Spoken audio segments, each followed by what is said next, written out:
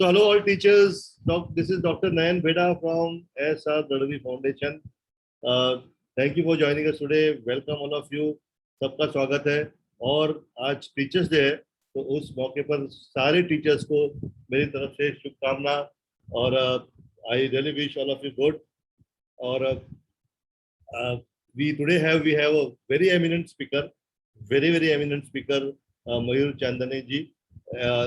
Thanks to again Shilpa ji, she proposed us that we should have on Teachers Day we should invite Mayur ji to speak today. And thank you Mayur ji for accepting this invitation and spending your day today. Being a Sunday, being a Teachers Day, you agreed to spare this time for the webinar. So thank you very much. My pleasure. Yeah, and to all teachers, yesterday we had met Varsha Tai Gaikwad yesterday, and Tai was very impressed with what we are doing. Of course, we've been trying a lot, and finally we could get her appointment yesterday. And I have put a post on the group also, and I बहुत ही अच्छा support KIA इन्होंने. तो उन्होंने agree KIA इस बात को, उन्होंने अपनी मंजूरी दे दी कि जो हम अवार्ड करेंगे, जो टीचर्स का हम अभी जो नॉमिनेशन दे रहे हैं और शायद 10 तारीख के आज वो जो हम अवार्ड फंक्शन रखेंगे तो वो अपने हस्तक से अवार्ड देने के लिए तैयार हो गए. और सिर्फ इतना ही नहीं, हमारे एक ओपन माइक में भी जो अक्टूबर में हम एक ओपन माइक करेंगे जहाँ सारे टीचर्स को हम इन्वाइट करेंगे. जो टीचर्स हमारे साथ जुड़े हुए हैं उनको तो मालूम ही है, हम हर महीने एक ओपन माइक करते हैं जहाँ बिल्कुल कोई एजेंडा नहीं होता, सारे टीचर्स अपनी अपनी बातें रखते हैं. तो ऐसे ओपन माइक में हम एक बार ये अक्टूबर महीने में वर्षा ताई को बुलाएंगे जो एजुकेशन मिनिस्टर है महाराष्ट्र की. तो ये 2 बहुत अच्छा काम हुआ. और भी कुछ काम हुआ लेकिन वो मैं बाद में आपको समय आने पे बताऊंगा. लेकिन बहुत ही अच्छा सपोर्ट हमको मिला है एजुकेशन मिनिस्टर की तरफ से. तो एनीवे अभी ज़्यादा टाइम ना लेते हुए welcome once again all of you, सबका स्वागत है. And Shilpa ji, if you're there, Shilpa ji, yes. I would request you to introduce Mayur ji because you know him better than anybody else of us. So please introduce Mr. Mayur ji. Thank you, sir. I will be sharing my PPT.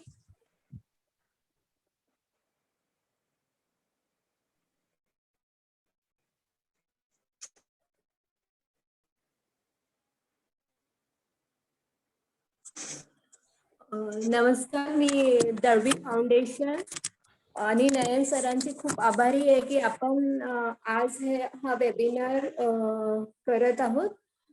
Shri Mayur Chandre सरांचंही धन्यवाद की त्यांनी आमचं म्हणणं ऐकलं आणि ते ह्या संघाला यायला कबूल झाले. So I will just introduce Mayur Chandre sir. त्यांचं खूप मोठं काम आहे पण मी थोडक्यात बोलण्याचा प्रयत्न करेन आज. Mayur sir in the teen age only, लहानपणीपासून स्वामी विवेकानंदांच्या सहवासात आले आणि त्यांनी त्यांच्या सोबत शिक्षण घेतलं आणि त्यानंतर त्यांनी सगळी जे वर्कशॉप्स आहेत आणि त्यांचं ते गाभा ठरवतात काय असेल आणि ते आम्हाला मार्गदर्शन करत असतात. त्याचं खूप छान मार्गदर्शन असतं. त्यांनी हा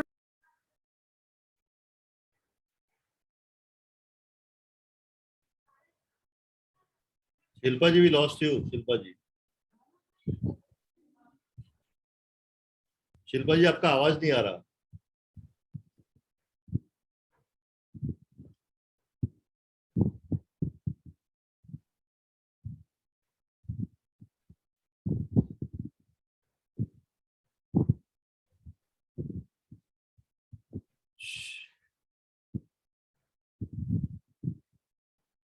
शिल्पा जी आप म्यूट पे हो. शिल्पा जी आप म्यूट पे चले गए हो.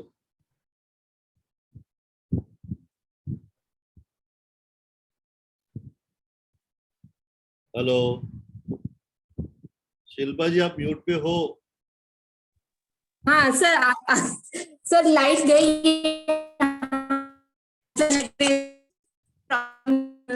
शिल्पा जी आपका नेटवर्क पुअर लग रहा है. हाँ सर अभी आवाज आ रही है मेरी? हाँ सर अभी एकदम चकाचक. यस सर अभी आ रही है, ठीक आ रही है अभी. Okay sir. अभी Yes, sir. So this is how our, light works here. So because of this, I'm sorry all of to you. Mayur सरांचं खूपच चांगलं काम आहे. त्यांनी 30 वर्षापेक्षा जास्त काळ आम्हाला मार्गदर्शन केलं आहे. त्यांनी खूप पुस्तकं लिहिली आहेत. रिसर्च टीम मध्ये ते अग्रसर असतात. त्यांनी इन्स्ट्रुमेंट्स बनवले, जसे प्युरोब्रेन आहे आपला.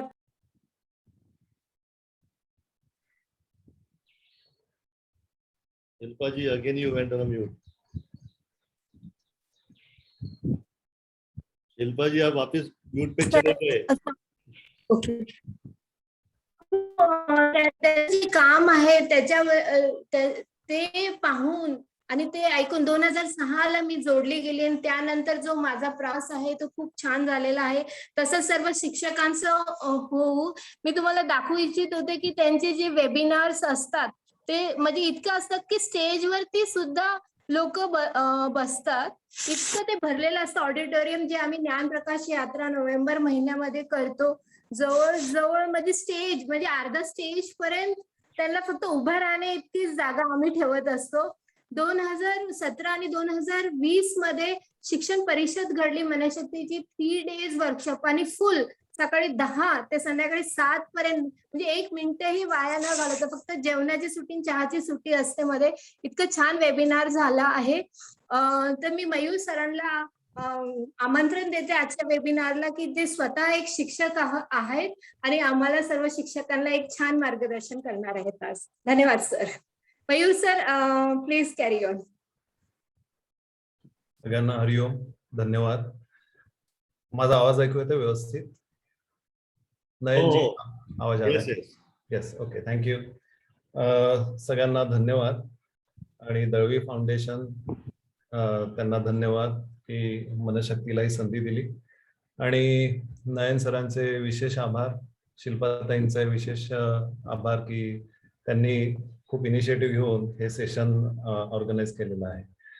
मला फक्त एक सांगायचं आहे की मी आता बोलेन, गप्पा मारेन थोड्याशा, असंही म्हणायला हरकत नाही आपल्या सगळ्यांशी, कारण 1-1.5 तासामध्ये सगळं आपलं सांगून होणं हे प्रॅक्टिकली शक्य नाहीये. आणि शिक्षक म्हटल्यानंतर किमान 1 तास 45 मिनिटं तर नक्कीच, हा तर खाक्याच असतो प्रत्येक शिक्षकाचा, नाही का? त्यामुळे तो एक भाग आहेच आहे. मला थोडस काही गोष्टी शेअर करायला नक्कीच आवडतील, पण सुरू करताना मला आवर्जून सांगायचं की आपण एक प्रार्थना घेऊया आणि त्याने आपल्या आजच्या सेशनची सुरुवात करूया. ही जी प्रार्थना आहे राष्ट्र कल्याणाची प्रार्थना आहे, तर ती प्रार्थना आपण करूया. पण तत्पूर्वी आणखीन एक सूचना आहे किंवा एक विनंती आहे की सगळ्यांचे कॅमेरे जर ऑन राहिले तर बरं होईल, कारण सध्या ऑनलाईनचा पेव असल्यामुळे सोपं झालंय की कॅमेऱ्याच्या मागे झोपूही शकतात माणसं आणि बाकीच्या पण बऱ्याच गोष्टी करत करत आपलं बऱ्याच गोष्टी चालू असतात.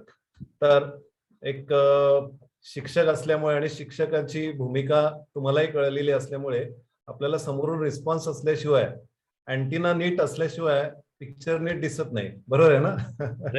तर ये हृदयचे ते हृदय घातले अशी स्थिती जर निर्माण करायची असेल तर तुमचे सगळ्यांचे व्हिडिओज ऑन राहू द्या. तुमच्या चेहऱ्यावरून तुम्हाला काय समजलंय काय समजलेलं नाही किंवा मी किती बडबड करावी का न करावी हे मला तुमच्या चेहऱ्यांवरून चांगल्या पद्धतीने कळेल. तर एक छोटीशी प्रार्थना आहे, ही राष्ट्र कल्याणाची प्रार्थना आहे. 4 ओळींचीच प्रार्थना आहे, ती आपण सगळ्यांनी करूया आपल्या भावी पिढीसाठी, आपल्या मुलांसाठी, आपल्या राष्ट्रासाठी. आणि त्यासाठी मी तुम्हाला फक्त 1 मिनिट, अर्ध मिनिटच डोळे बंद करून शांत राहायला सांगेन आणि आपण सगळेजण मिळून ही प्रार्थना करूया. मी शब्द उच्चारतो, आपण पाठोपाठ उच्चारा.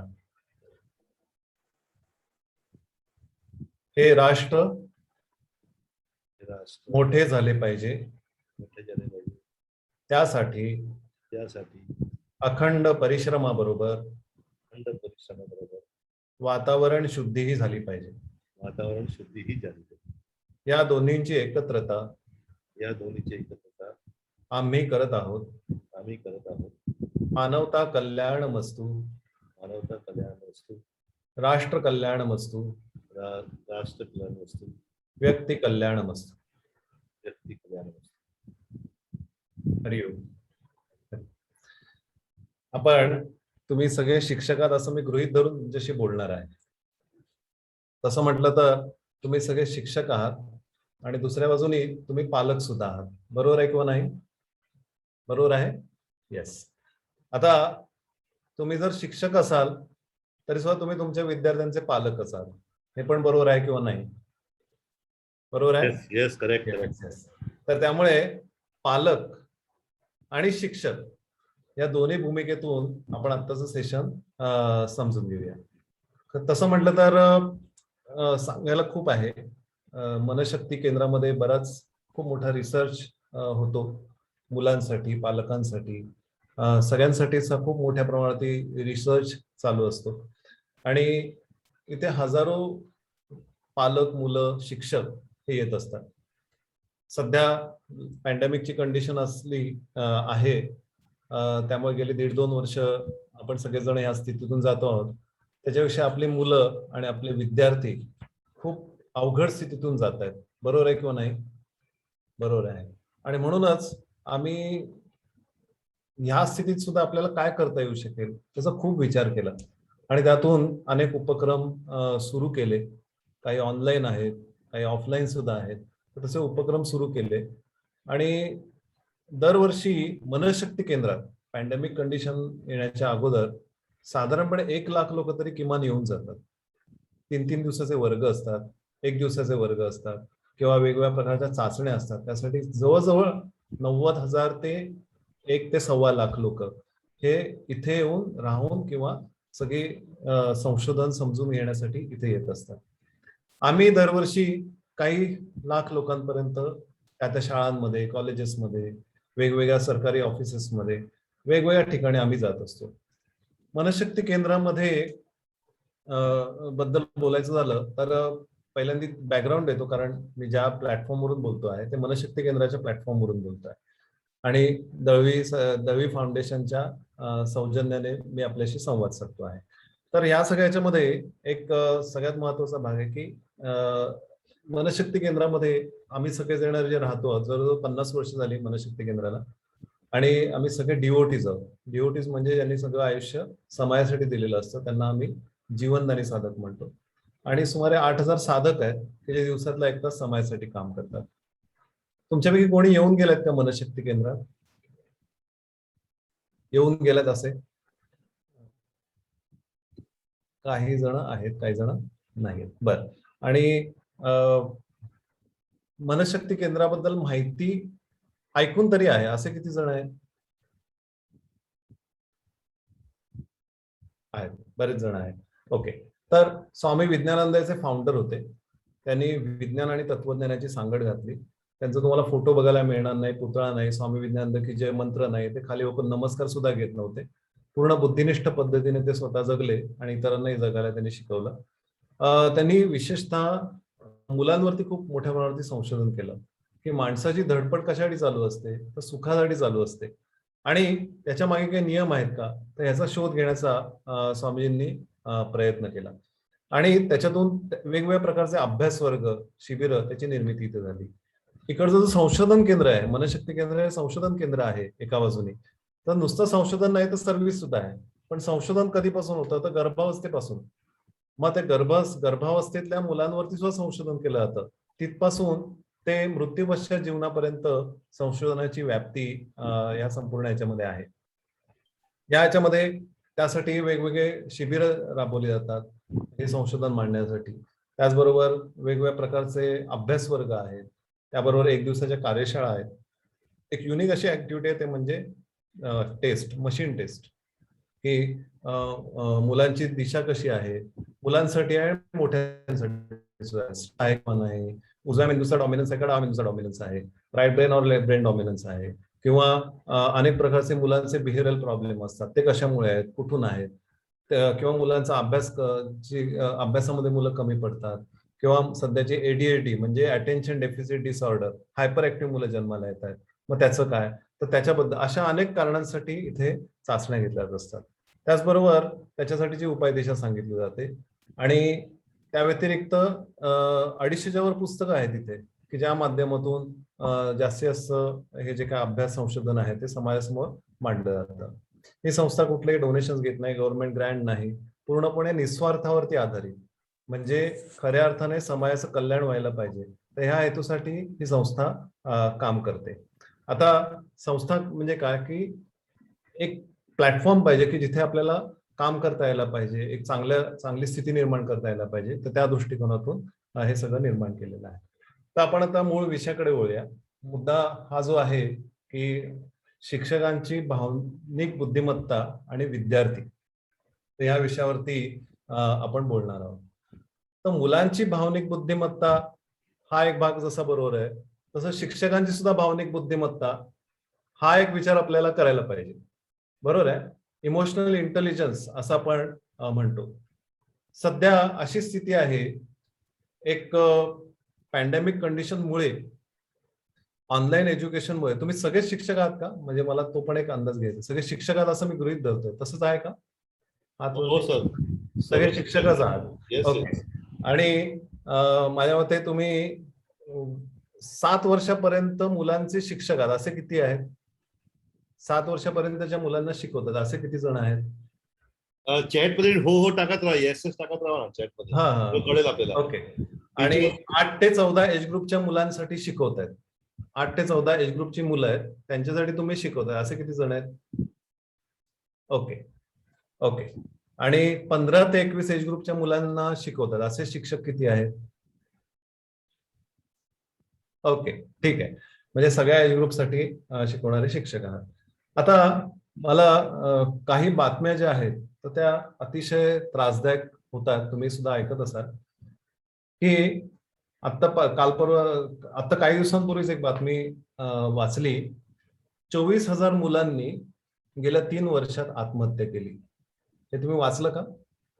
24,000 मुलांनी, त्याचं स्टॅटिस्टिक्स मांडलेलं आहे. 24,000 मुलांनी गेल्या 3 वर्षात आत्महत्या केलेली आहे. त्याच्यातलं महाराष्ट्र, कर्नाटक, ह्या दिल्ली असे राज्य त्याच्यात महत्वाचे आहेत, सगळ्यात जास्त आहेत. आणि ह्याच्यातलं महत्वाचं कारण काय होतं तर त्याचं त्याने अनालिसिस केलं. तर त्याच्यामध्ये आलेलं सगळ्यात पहिला टॉप रँकिंगला जे आलंय ते परीक्षेतील अपयश हे मुख्य कारण. दुसरं कारण आहे प्रेम प्रकरण. आणि तिसरं कारण होतं लग्नासंबंधितली कारण. ही मुलांचं एज ग्रुप काय आहे? तर एज ग्रुप साधारणपणे 10 वर्षापासून ते 18 वर्षापर्यंत हे एज ग्रुप आहे. या एज ग्रुपच्या मुलांचं हे स्टॅटिस्टिक्स आहे. त्याच्या अगोदर एक बातमी वाचली की इथे वाशीमधली आहे आणि ती सविस्तर ती बातमी आलेली होती. ते ऐकून तर वाचून तर धक्का बसला. त्या मुलीच्या मागे आई सारखी लागत होती की अभ्यास कर, अभ्यास कर, अभ्यास कर. आणि त्या मुलीचं डोकं फिरलं ते सगळं सारखं ऐकून. तिने सिस्टमॅटिकली आपल्या आईचा खून केला. ही आता इकडली वाशीमधली बातमी आहे आणि आता काही महिन्यांपूर्वीची बातमी आहे.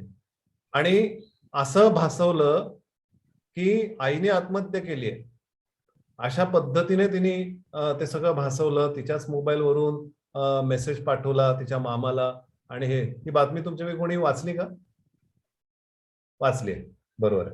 आणखीन एक बातमी वाचली मी आता, इतक्याच काही दिवसांचा आढावा घेतोय की अभ्यासासाठी सतत मागे लागलेलं असल्यामुळे एका मुलाने आत्महत्या केली. ही पुण्याकडची बातमी आहे. आता मला सांगा की अशी स्थिती सध्या मुलांची निर्माण होते आहे. हे का आहे, कशामुळे आहे? हा जो इमोशनल इम्बॅलन्स कशामुळे आहे? आपल्या मुलांमध्ये एवढा इमोशनल इम्बॅलन्स कशामुळे निर्माण होतोय याचा विचार आपण केलेला आहे का? तुम्ही फक्त आता पालक म्हणून ऐकू नका, शिक्षक म्हणून ऐकू नका, पालक म्हणून पण ऐका. आणि पालक म्हणून ऐकत असाल तर शिक्षक म्हणून सुद्धा ऐका. कारण तुमचं म्हणजे आपली प्रत्येकाची भूमिका आता अशी आहे की फक्त शिकवणे, मुलांना फक्त अभ्यास. तुम्ही जर गणिताचे टीचर असाल तर गणित मुलांना शिकवणे, भाषेचे शिक्षक असाल तर तुम्हाला भाषा शिकवणे, इतिहास म्हणजे असाल तर इतिहासाचे शिक्षक बनणे आणि ते इतिहास चांगल्या पद्धतीने शिकवणे, हे आता राहिलेलं नाहीये. ते गुगल गुरु गुगल ते सगळं शिकवणार आहे. आणि मुलं आज आपल्याला वेगळ्या पद्धतीने सांगणार आहेत की यार टीचर तुम्ही जे सांगितलं ते बरोबर नाहीये, हे बघा गुगलमध्ये तर हे आहे, त्याच्यामध्ये ते आहे. मग शिक्षकांची भूमिका काय राहिली या सगळ्या याच्यामध्ये? तर लक्षात घ्या की शिक्षकांची भूमिका हा विषय शिकवणे एवढ्यापुरती मर्यादित नाही, हे पहिल्यांदा लक्षात घेतलं पाहिजे. एखादा विषय शिकवणे हे नसून तो विषयाकडे कसं बघणे, विषयाकडे कसं बघणे. मी चुकू शकतो, सगळी इन्फॉर्मेशन मला असेलच असं नाही, इतिहास मला संपूर्ण माहिती असेल असं नाही, विज्ञान मला संपूर्ण माहिती असेल असं नाही, कारण रोज माहिती बदलते. पण त्याच्या व्यतिरिक्त त्या विषयाचं माझ्या जीवनात काय स्थान आहे, गणित मी का शिकलं पाहिजे माझ्या जीवनात, इतिहास का शिकला पाहिजे, विज्ञान का शिकलं पाहिजे माझ्या जीवनात, आणि माझ्या जीवनात त्याचा इम्पॉर्टन्स काय आहे, हा एका बाजूने शिकवणं हे एक महत्वाची गोष्ट आहे. आणि दुसऱ्या बाजूनी दुसरी महत्वाची गोष्ट अशी आहे की तो फक्त विषयापुरता मी माझा विषय समजून झाला की संपलं असं होऊ शकत नाही. त्याचं कारण शिक्षकांना आज काउन्सिलर बनण्याची गरज आहे. कारण मुलांचा ज्या प्रकारचा इम्बॅलन्स होतोय, भावनिक आणि मानसिक आणि आजूबाजूचं वातावरण एवढं बदलत चाललंय, एवढ्या मोठ्या प्रमाणावरती बदल होतो आहे. आणि या 2 वर्षात तर परिस्थितीच बदलली. तुम्ही कधी इमॅजिन केलं नसेल, आम्ही कधी इमॅजिन केलं नसेल, अशा पद्धतीने वेगळ्याच सिनारिओ मध्ये आपण गेलेलो आहोत. आज तुमच्या समोर फिजिकली विद्यार्थी नाहीत आणि तरी सुद्धा तुम्हाला विद्यार्थ्यांवरती प्रभाव टाकायचा आहे. फिजिकली तुमच्या समोर नाहीत तरी सुद्धा तुमचा एक इम्पॅक्ट हा त्या मुलांच्या मनावरती, हृदयावरती कोरला गेला पाहिजे. अशी जर स्थिती निर्माण करायची असेल तर आम्हाला आमचं व्यक्तिमत्व आणि आमची भावनिक बुद्धिमत्ता, आमची स्पिरिच्युअल ताकद, आमची वैचारिक भूमिका ही एवढी स्ट्रॉंग करायला लागेल की ह्या सगळ्याच्यामध्ये आमचं अस्तित्व, माझ्या आयुष्यात काही समस्या आली तर हे माझे टीचर आहेत, त्यांना मी फोन करून विचारलं पाहिजे, माझ्या बाबतीत असं घडतंय, माझ्या मनात असे विचार येत आहेत, माझा हा भावनिक इम्बॅलन्स होतो आहे, मला असं करावंसं वाटतंय, मला व्यसन करावंसं वाटतंय, मला आत्महत्या करावीशी वाटते, मला माझ्या आईचा राग येतोय, माझ्या वडिलांचा राग येतो आहे, मला आता इथं कोंडल्यासारखं वाटतं आहे. अशी सगळी जी काही स्थिती आहे, तर ही स्थिती मध्ये मला कोणीतरी सुहृद, माझं कोणीतरी ऐकणारं, माझ्या भावना जाणणारं आणि मला ह्या सगळ्या स्थितीतून बाहेर काढून योग्य दिशा दाखवणारं, असा दिशादर्शक कोणी आहे, असा विश्वास मग त्या मुलांमध्ये निर्माण करणं ही अत्यंत आवश्यक अशी निश्चितच गोष्ट आहे. पहा, पटतंय का मी काय बोलतोय ते? 100%. आणि त्या याच्यामध्ये ज्या वेळेला अशी जर स्थिती जर आपण निर्माण केली तरच शिक्षक म्हणून आपण आहोत आहे. भले मी मॅथमॅटिक्सचा टीचर असू दे, मी मॅथमॅटिक्स उत्कृष्ट शिकवतोय, मॅथमॅटिक्स उत्कृष्ट शिकवते, पण त्याच्या पलीकडे जाऊन जीवनाचं गणित बरोबर कसं जुळवायचं हे मुलांना शिकवणं हे पण तेवढंच गरजेचं आहे. आणि ते शिकवण्यासाठीची जी भूमिका आहे ना, ती आज आपल्याला घ्यायला लागेल. आणि म्हणून शिक्षकांची भूमिका या पुढच्या काळामध्ये खूप महत्वाची आहे, हे मी तुम्हाला आवर्जून सांगतो. बऱ्याच शिक्षकांना असं एक फिलिंग, डायसी आहोत, स्लिपरी एन्व्हायरमेंट आहे, शिक्षकांना वाटतं की आता आमचे जॉब गेले. आज ऑनलाईन एज्युकेशन सुरू झालेलं आहे. जर व्हिडिओ रेकॉर्ड करून ठेवले आणि जर मुलांनी ते प्ले करत गेलो आणि त्याच्यामध्ये आमचा उपयोग काय, आमचं राहणं, आमचं अस्तित्व आहे का याच्या सगळ्याच्यामध्ये, असा ताण किंवा अशा प्रकारचा विचार शिक्षकांच्या मनात आल्याशिवाय राहणार नाही. बरोबर आहे किंवा नाही? पुढच्या स्थितीत काय, आमचे पगार निम्मे होऊन गेलेले असू शकतील, मला माहिती नाही आता तुमची स्थिती काय आहे. आम्हाला जर आम्ही शाळेतच जात नाही, ज्या ऑर्गनायझेशन मध्ये तुम्ही शिकवत असाल, जर प्रायव्हेट ऑर्गनायझेशन असतील, ते म्हणत असतील की अहो तुम्ही जर शाळेत येत नाही, तुम्हाला शाळेसाठी मुलांसाठी विशेष एवढं जास्त एफर्ट्स करावे लागत नाही जे एरवी करायला लागत होते, तुम्हाला एवढे आम्ही पे कशासाठी करू, अशी पण स्थिती निर्माण झालेली आहे आणि असणार आहे. मला सांगायचा मुद्दा असा आहे की ह्या सगळ्याच्या मध्ये एका बाजूने आम्हाला आमचे ताण आणि आमचं ताणांचं आणि भावनांचं व्यवस्थापन करायचंय, आणि दुसऱ्या बाजूने शिक्षक म्हणून मुलांच्या भावनांचं आणि संपूर्ण समाजाचं व्यवस्थापन करायचं. नीट आहे का मी काय म्हणतोय ते? कारण जगामध्ये जगाला, मी सांगतो ते नीट ऐका, जगाला दिशा देण्याचं काम जो कोण करत असेल ना ते शिक्षक करतात. आचार्य देवो भव अशी आमची परंपरा आहे की आचार्य किंवा शिक्षक हे जग बदलतात. शिक्षकांमुळे जग बदललेलं आहे. त्यामुळे शिक्षण देणारे जे शिक्षक आहेत हे म्हणजे शाळा ज्याला आपण म्हणतो, ही शाळा ही मन घडवणारी फॅक्टरी आहे जणू काही, ऐका. आणि ह्याच्यामध्ये शिक्षकांची भूमिका खूप महत्वाची आहे.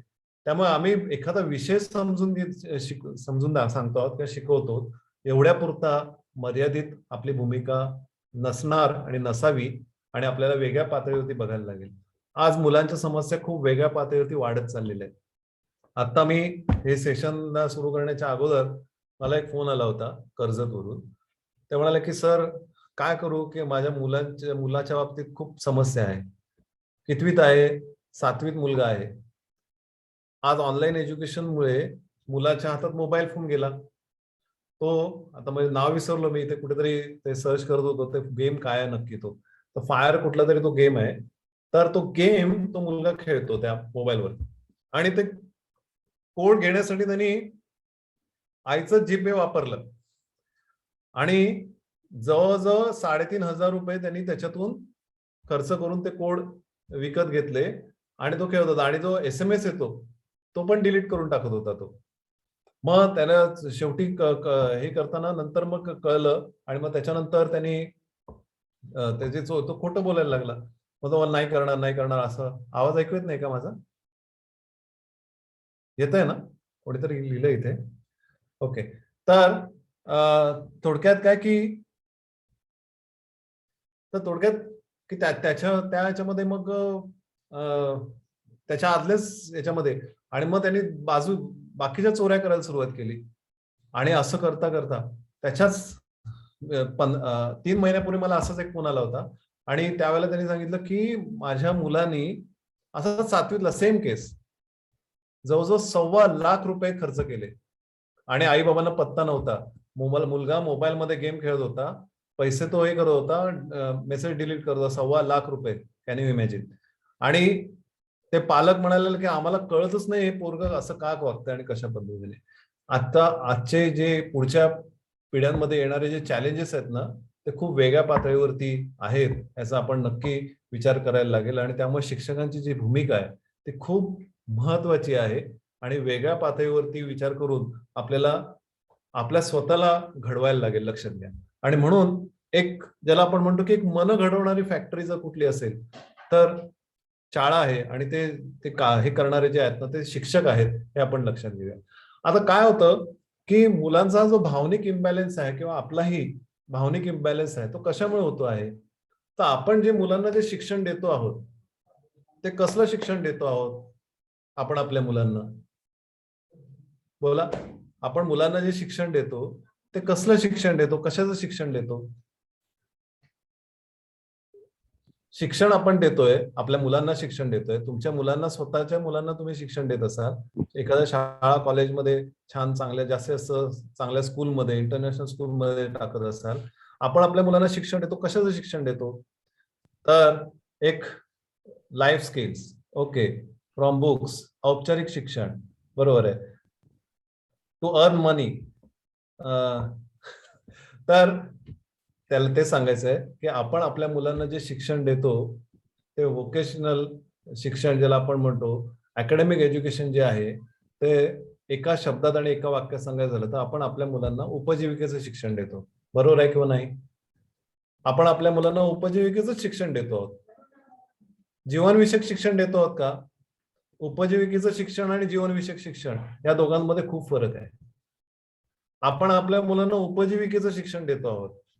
तू जास्तीत जास्त चांगलं, आपण आपल्या मुलांना सांगतो चांगला अभ्यास कर, आता 10वीची परीक्षा आली आहे, चांगला जास्तीत जास्त मार्क्स मिळव, जास्तीत जास्त ऍडमिशन घ्यायचंय, तुला डॉक्टर व्हायचंय, तुला इंजिनियर व्हायचंय, तुला MBA करायचंय, त्याच्यानंतर तुला काय करायचं, परदेशात जायचंय. म्हणजे मुलं स्वतः आता सांगतात की मला परदेशात जायचं, ही डिग्री घ्यायची, ती डिग्री घ्यायची, आणि मग ते सगळं झाल्यानंतर मला काय करायचं आहे, तर जास्तीत जास्त मोठं पॅकेज कसं मिळेल, बरोबर आहे ना? पॅकेजचं शिक्षण आपण आपल्या मुलांना देतो. नीड आहे का मी काय बोलतोय ते? जरा हार्श वाटेल माझं बोलणं कदाचित. आपण आपल्या मुलांना पॅकेजचं शिक्षण देतो, जास्तीत जास्त पॅकेज कसं मिळवावं आणि समोरच्याशी जास्तीत जास्त कॉम्पिट कसं करावं, त्यासाठी कशा स्ट्रॅटेजी दाखवायचा, त्यासाठी कशा पद्धतीने आपली बुद्धिमत्ता वापरायची, मार्केटिंग कसं करायचं, ह्या सगळ्याचं शिक्षण देतो. पण हे जे शिक्षण देतो इंटेलेक्च्युअल म्हणजे बौद्धिक पातळीवरती हे जे शिक्षण आहे, पण बुद्धीच्या मागे असलेली भावना, त्याचं शिक्षण देतो का आपण मुलांना? सांगा. आपल्या स्कूलिंगमध्ये भावनेचं शिक्षण देण्याची व्यवस्था आहे का? नाही. इमोशनल इंटेलिजन्स वाढावा. आता इमोशनल इंटेलिजन्स हे आत्ताचे शब्द आहेत. पुन्हा मी तेच सांगतोय की आमच्या पूर्वाचार्यांनी याचा सगळ्याचा फारच पूर्वी विचार केलेला आहे, ज्याला आपण म्हणतो की भावनिक बुद्धिमत्ता आणि भावनांक वाढला पाहिजे. इमोशनल इंटेलिजन्स शिकवत नाही, भावनिक बुद्धिमत्ता हा एक आत्ताचा वरती आलेला विषय आहे. पण आमच्याकडे तर पूर्वीपासून ही सगळी व्यवस्था होती. आम्ही आमची शिक्षण पद्धती बासनात बांधून ठेवली आणि आम्ही जी मेकॉले प्रणित शिक्षण पद्धती आहे तर ती आम्ही आमच्याकडे अंगीकारली. बरोबर आहे किंवा नाही? आणि त्या मेकॉलेने तर सांगून ठेवलं होतं, I want to turn this Indian people though they may be Indian by blood but European by culture. आणि त्याचं म्हणणं आम्ही सिद्ध करून दाखवलं. आणि आम्ही जी शिक्षण पद्धती घेतली आम्हालाही कळलं नाही शिक्षक म्हणून, आणि तीच पद्धती आम्ही फॉलो करून आमच्या मुलांनाही तेच शिक्षण देतो, आमच्या विद्यार्थ्यांनी आम्ही तेच शिक्षण देतो. विचार करून बघा.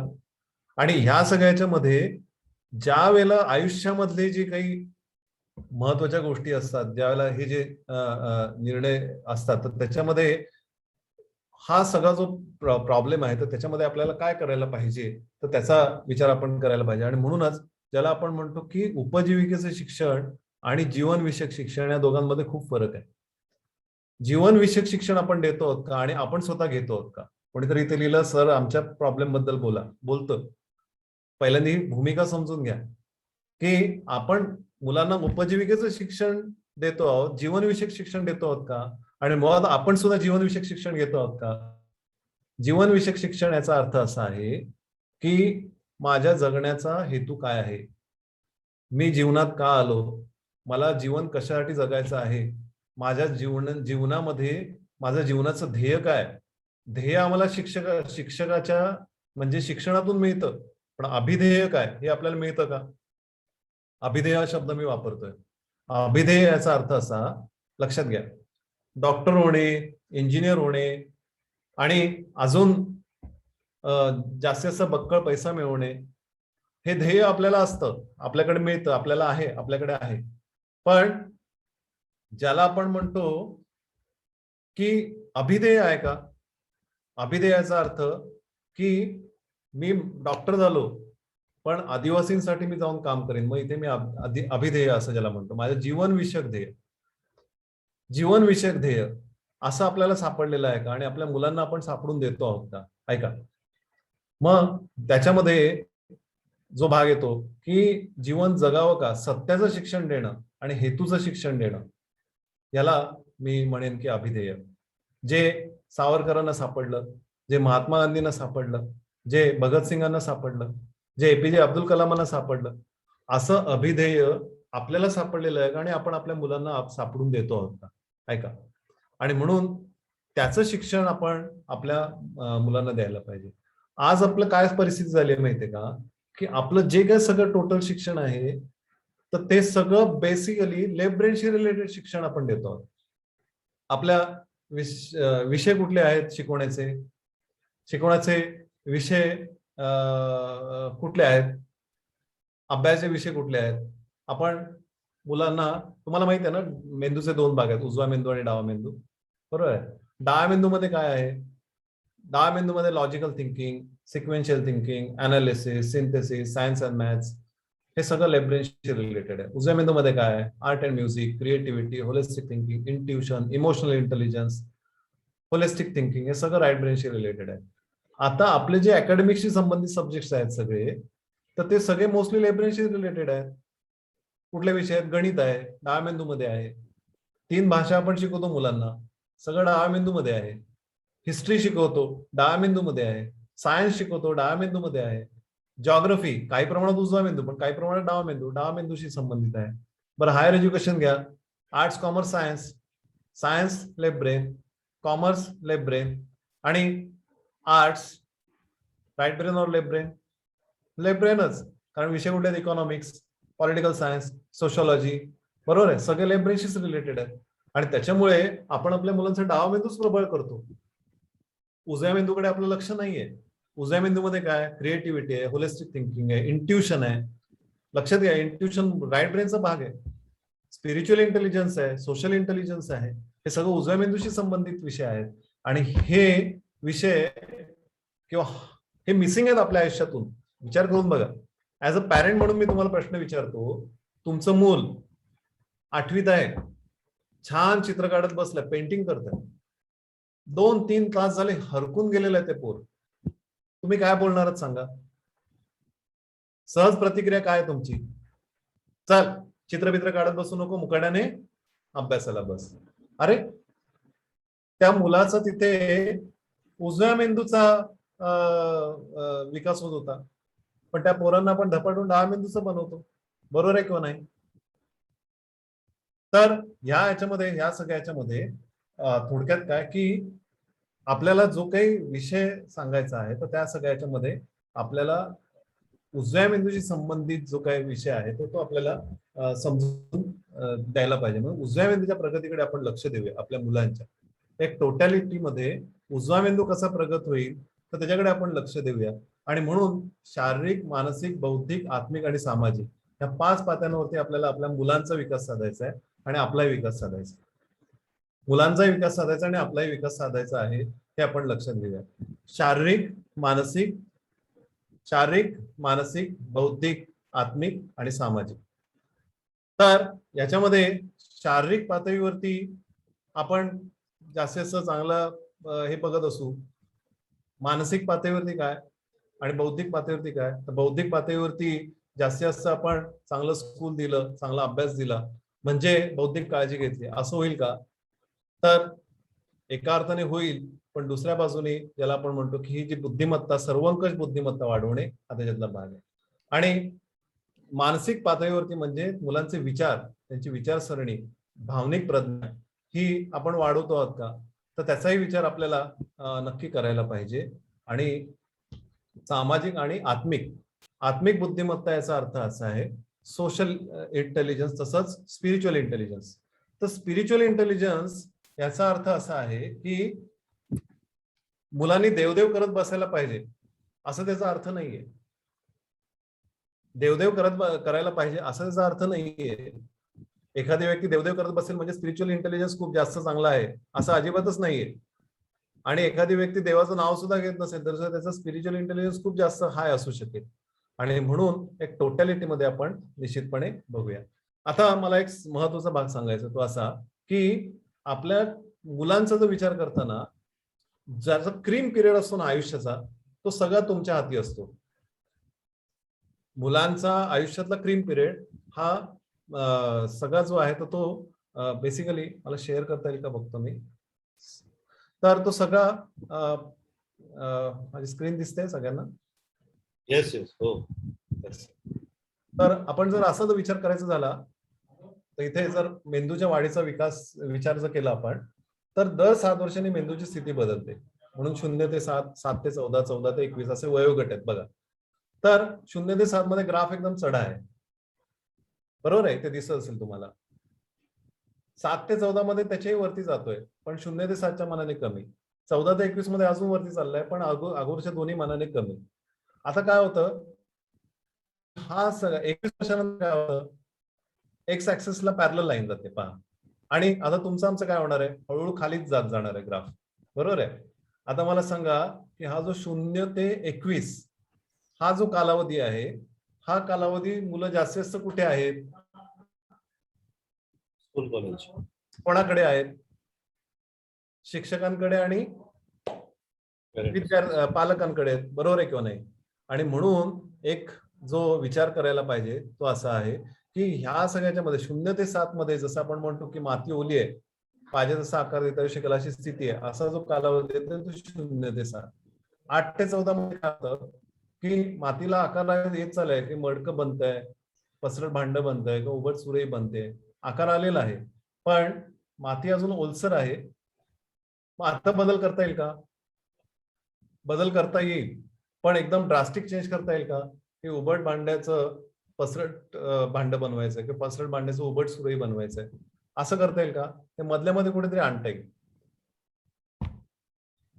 14 ते 21 मध्ये काय होतं, ते मडकं वाळत चाललं आणि टुवर्ड्स 21 ते भाजलंही जाणार आहे. आता बदल करता येईल का? आता जर बदल करायला गेलं तर काय होईल? स्क्रॅचच पडेल किंवा तुकडा पडेल, पण किंवा काहीतरी काही बदल होणारच नाही असंही होऊ शकेल. तर हा सगळा जो भाग आहे, आणि म्हणून ह्या याच्यामध्ये आता आपली मुलं 21 वर्षापर्यंत चान्स असतो, लक्षात घ्या. आणि म्हणून टोटॅलिटीमध्ये आपल्याला ह्या सगळ्याचा विचार करायला पाहिजे.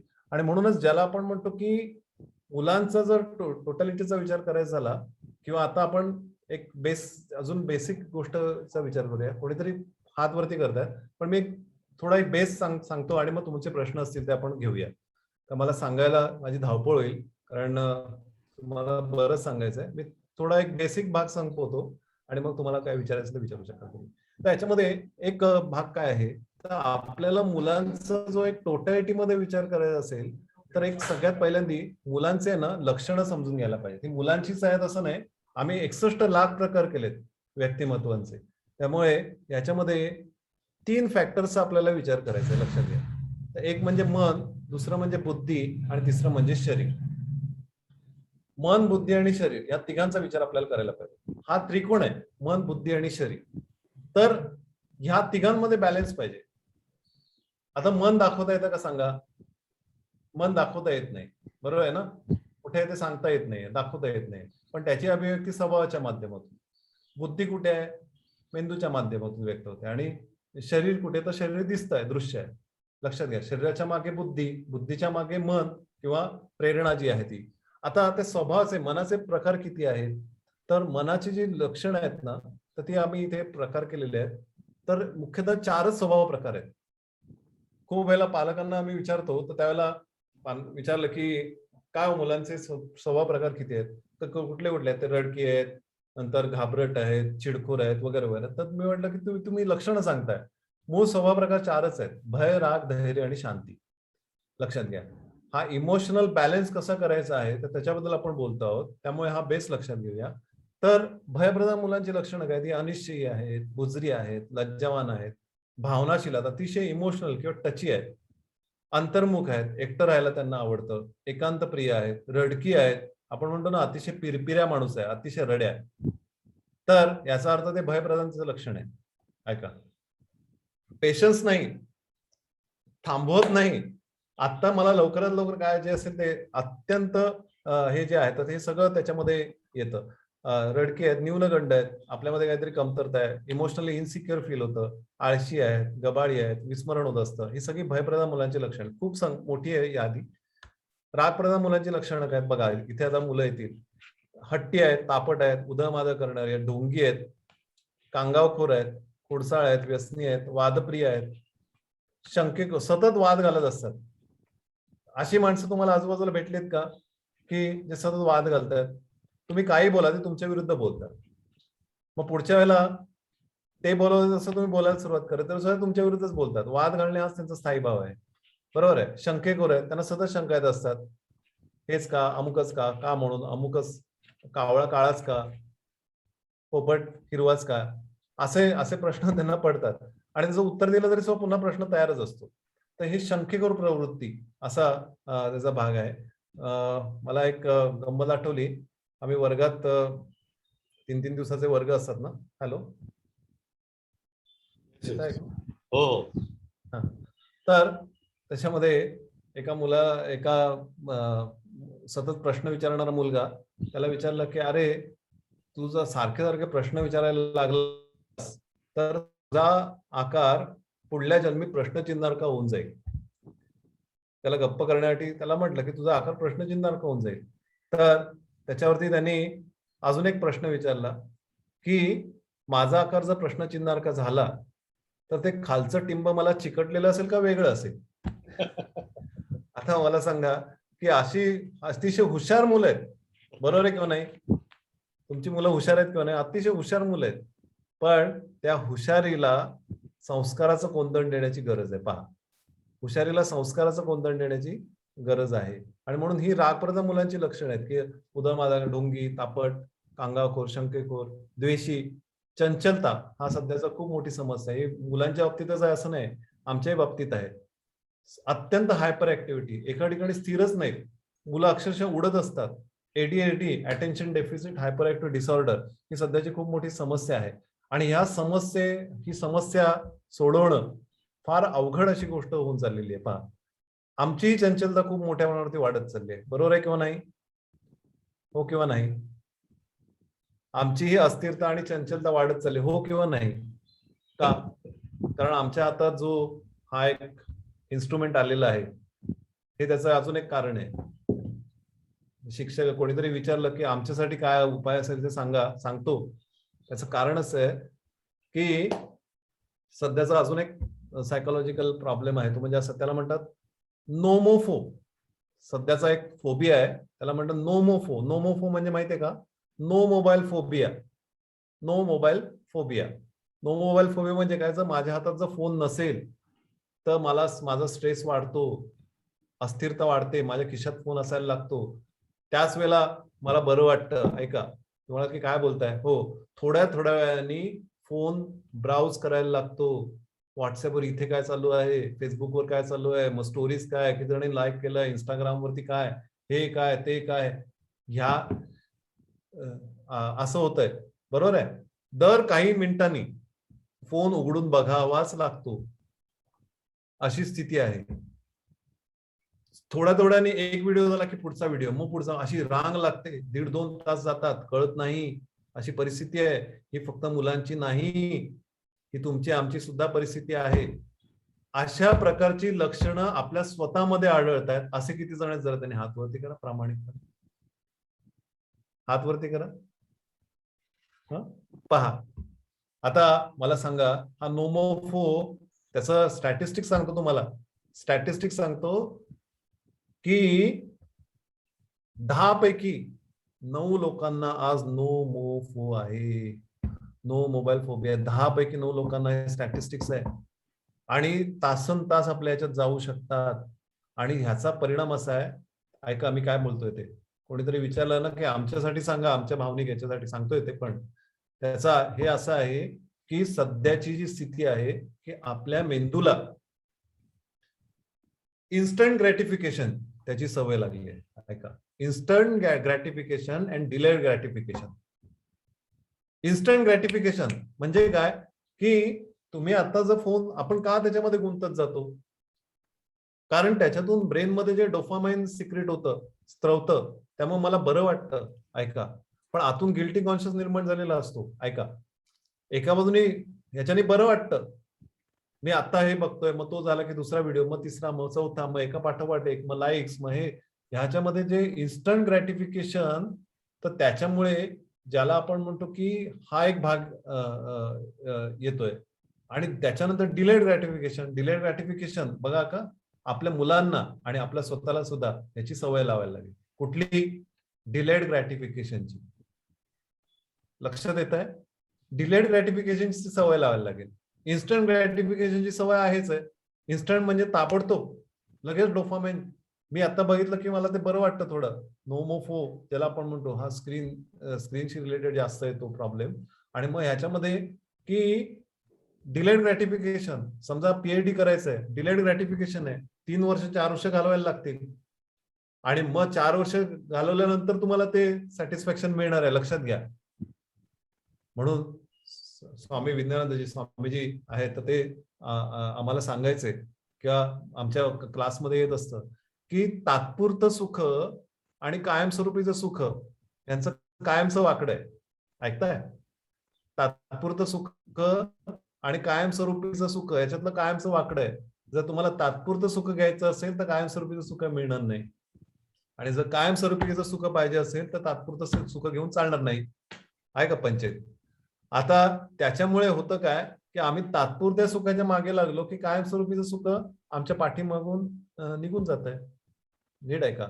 आणि हीच सवय आपल्या मुलांना आणि आपल्या विद्यार्थ्यांना, डिलेड ग्रॅटिफिकेशन, तुम्हाला लॉंग टर्म मध्ये विचार करूया, 10 वर्षाचा, 20 वर्षाचा, 50 वर्षाचा, किमान 1 वर्षाचा, 1 वर्षानंतरची स्थिती काय असेल माझी, माझ्या मुलांची, माझ्या विद्यार्थ्यांची, असा विचार करूया.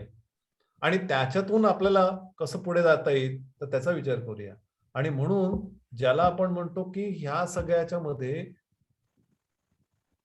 भय आणि राग ही लक्षणं मी तुम्हाला सांगितली, तर त्याच्यातून ही जी लक्षणं निर्माण होत आहेत तर ती आपण लक्षात घ्यायला पाहिजे. आणि म्हणून ही चंचलता, एडीएचडी ही सध्याची खूप मोठी समस्या आहे. Attention deficit hyperactive disorder, अत्यंत हायपर ऍक्टिव्ह, एका ठिकाणी बसतच नाहीत मुलं, आणि याच्यासाठी औषध नाही, औषध घेतलं तरी त्याचे साईड इफेक्ट खूप मोठ्या प्रमाणावरती आहेत. आणि म्हणून त्याचा विचार करायला पाहिजे. मग धैर्यप्रधान मुलांची लक्षणं काय? इथे आपल्याला वळवायला पाहिजे. डिलेड ग्रॅटिफिकेशन इथे एक पाठी, खेळाची आवड असणारे, कसरतपटू, नम्र, स्वाभिमानी, कृतिशील, आज्ञाधारक, सहनशील, स्पष्ट वक्ती, काटकसरी, धीट, खटपटी, अशी मुलं धैर्य प्रधानतेची लक्षणं आहेत. आणि शांती प्रधानतेची लक्षणं काय? एकांत प्रिय, मनमळ प्रवृत्तीची, सेवाभावी प्रवृत्तीची, धार्मिक प्रवृत्तीची, अभ्यासू, आरोग्य संपन्न, विचारशील, सहज देवप्रिय, निसर्गप्रेमी, समतोल प्रवृत्तीची, ही सगळी लक्षणं जी आहेत ही शांतीप्रधान मुलांची लक्षणं आहेत. आता आपली स्वतःची आणि मुलांची लक्षणं कशात आहेत? भय, राग, धैर्य की शांती कशात आहेत?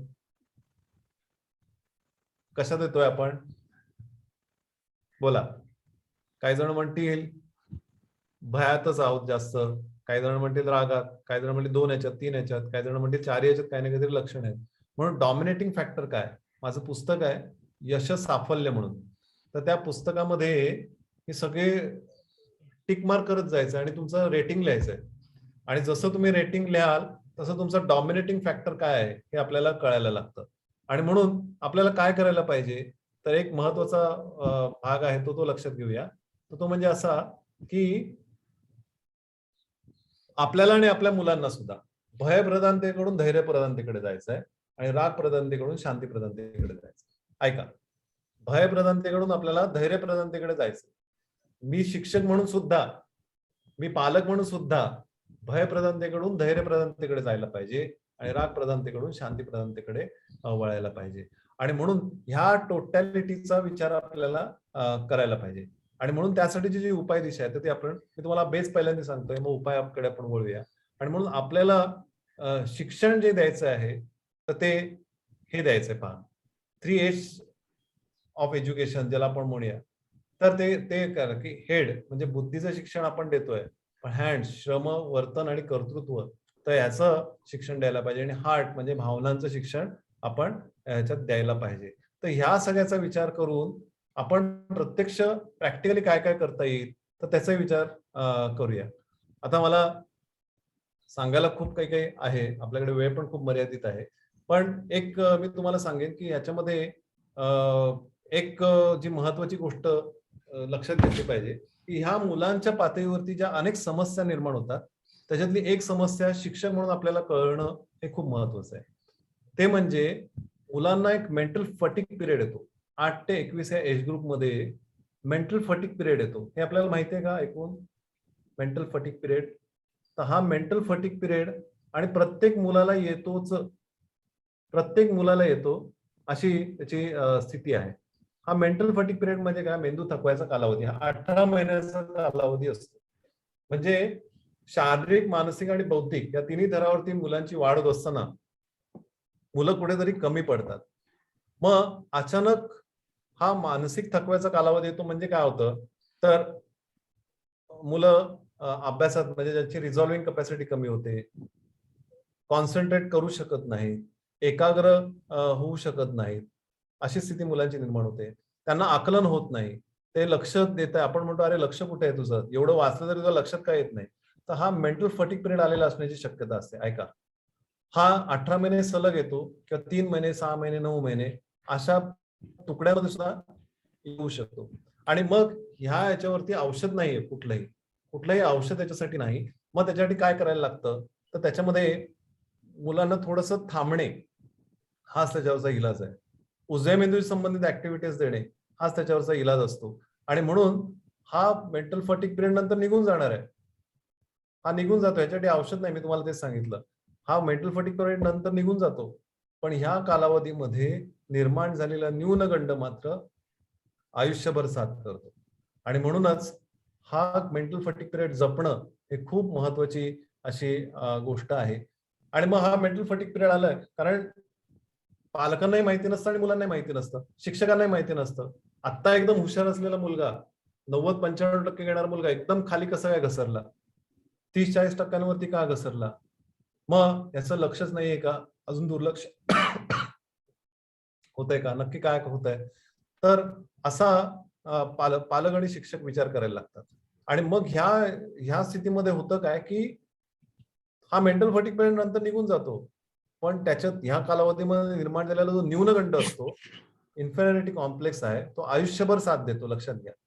हा मेंटल फटिग पिरियड तुम्हाला आम्हाला सुद्धा येऊन गेला, पण आपल्याला कळलं नाही की असं काही हा मेंटल फटिग पिरियड असतो, हे आपल्याला कळलं नाही.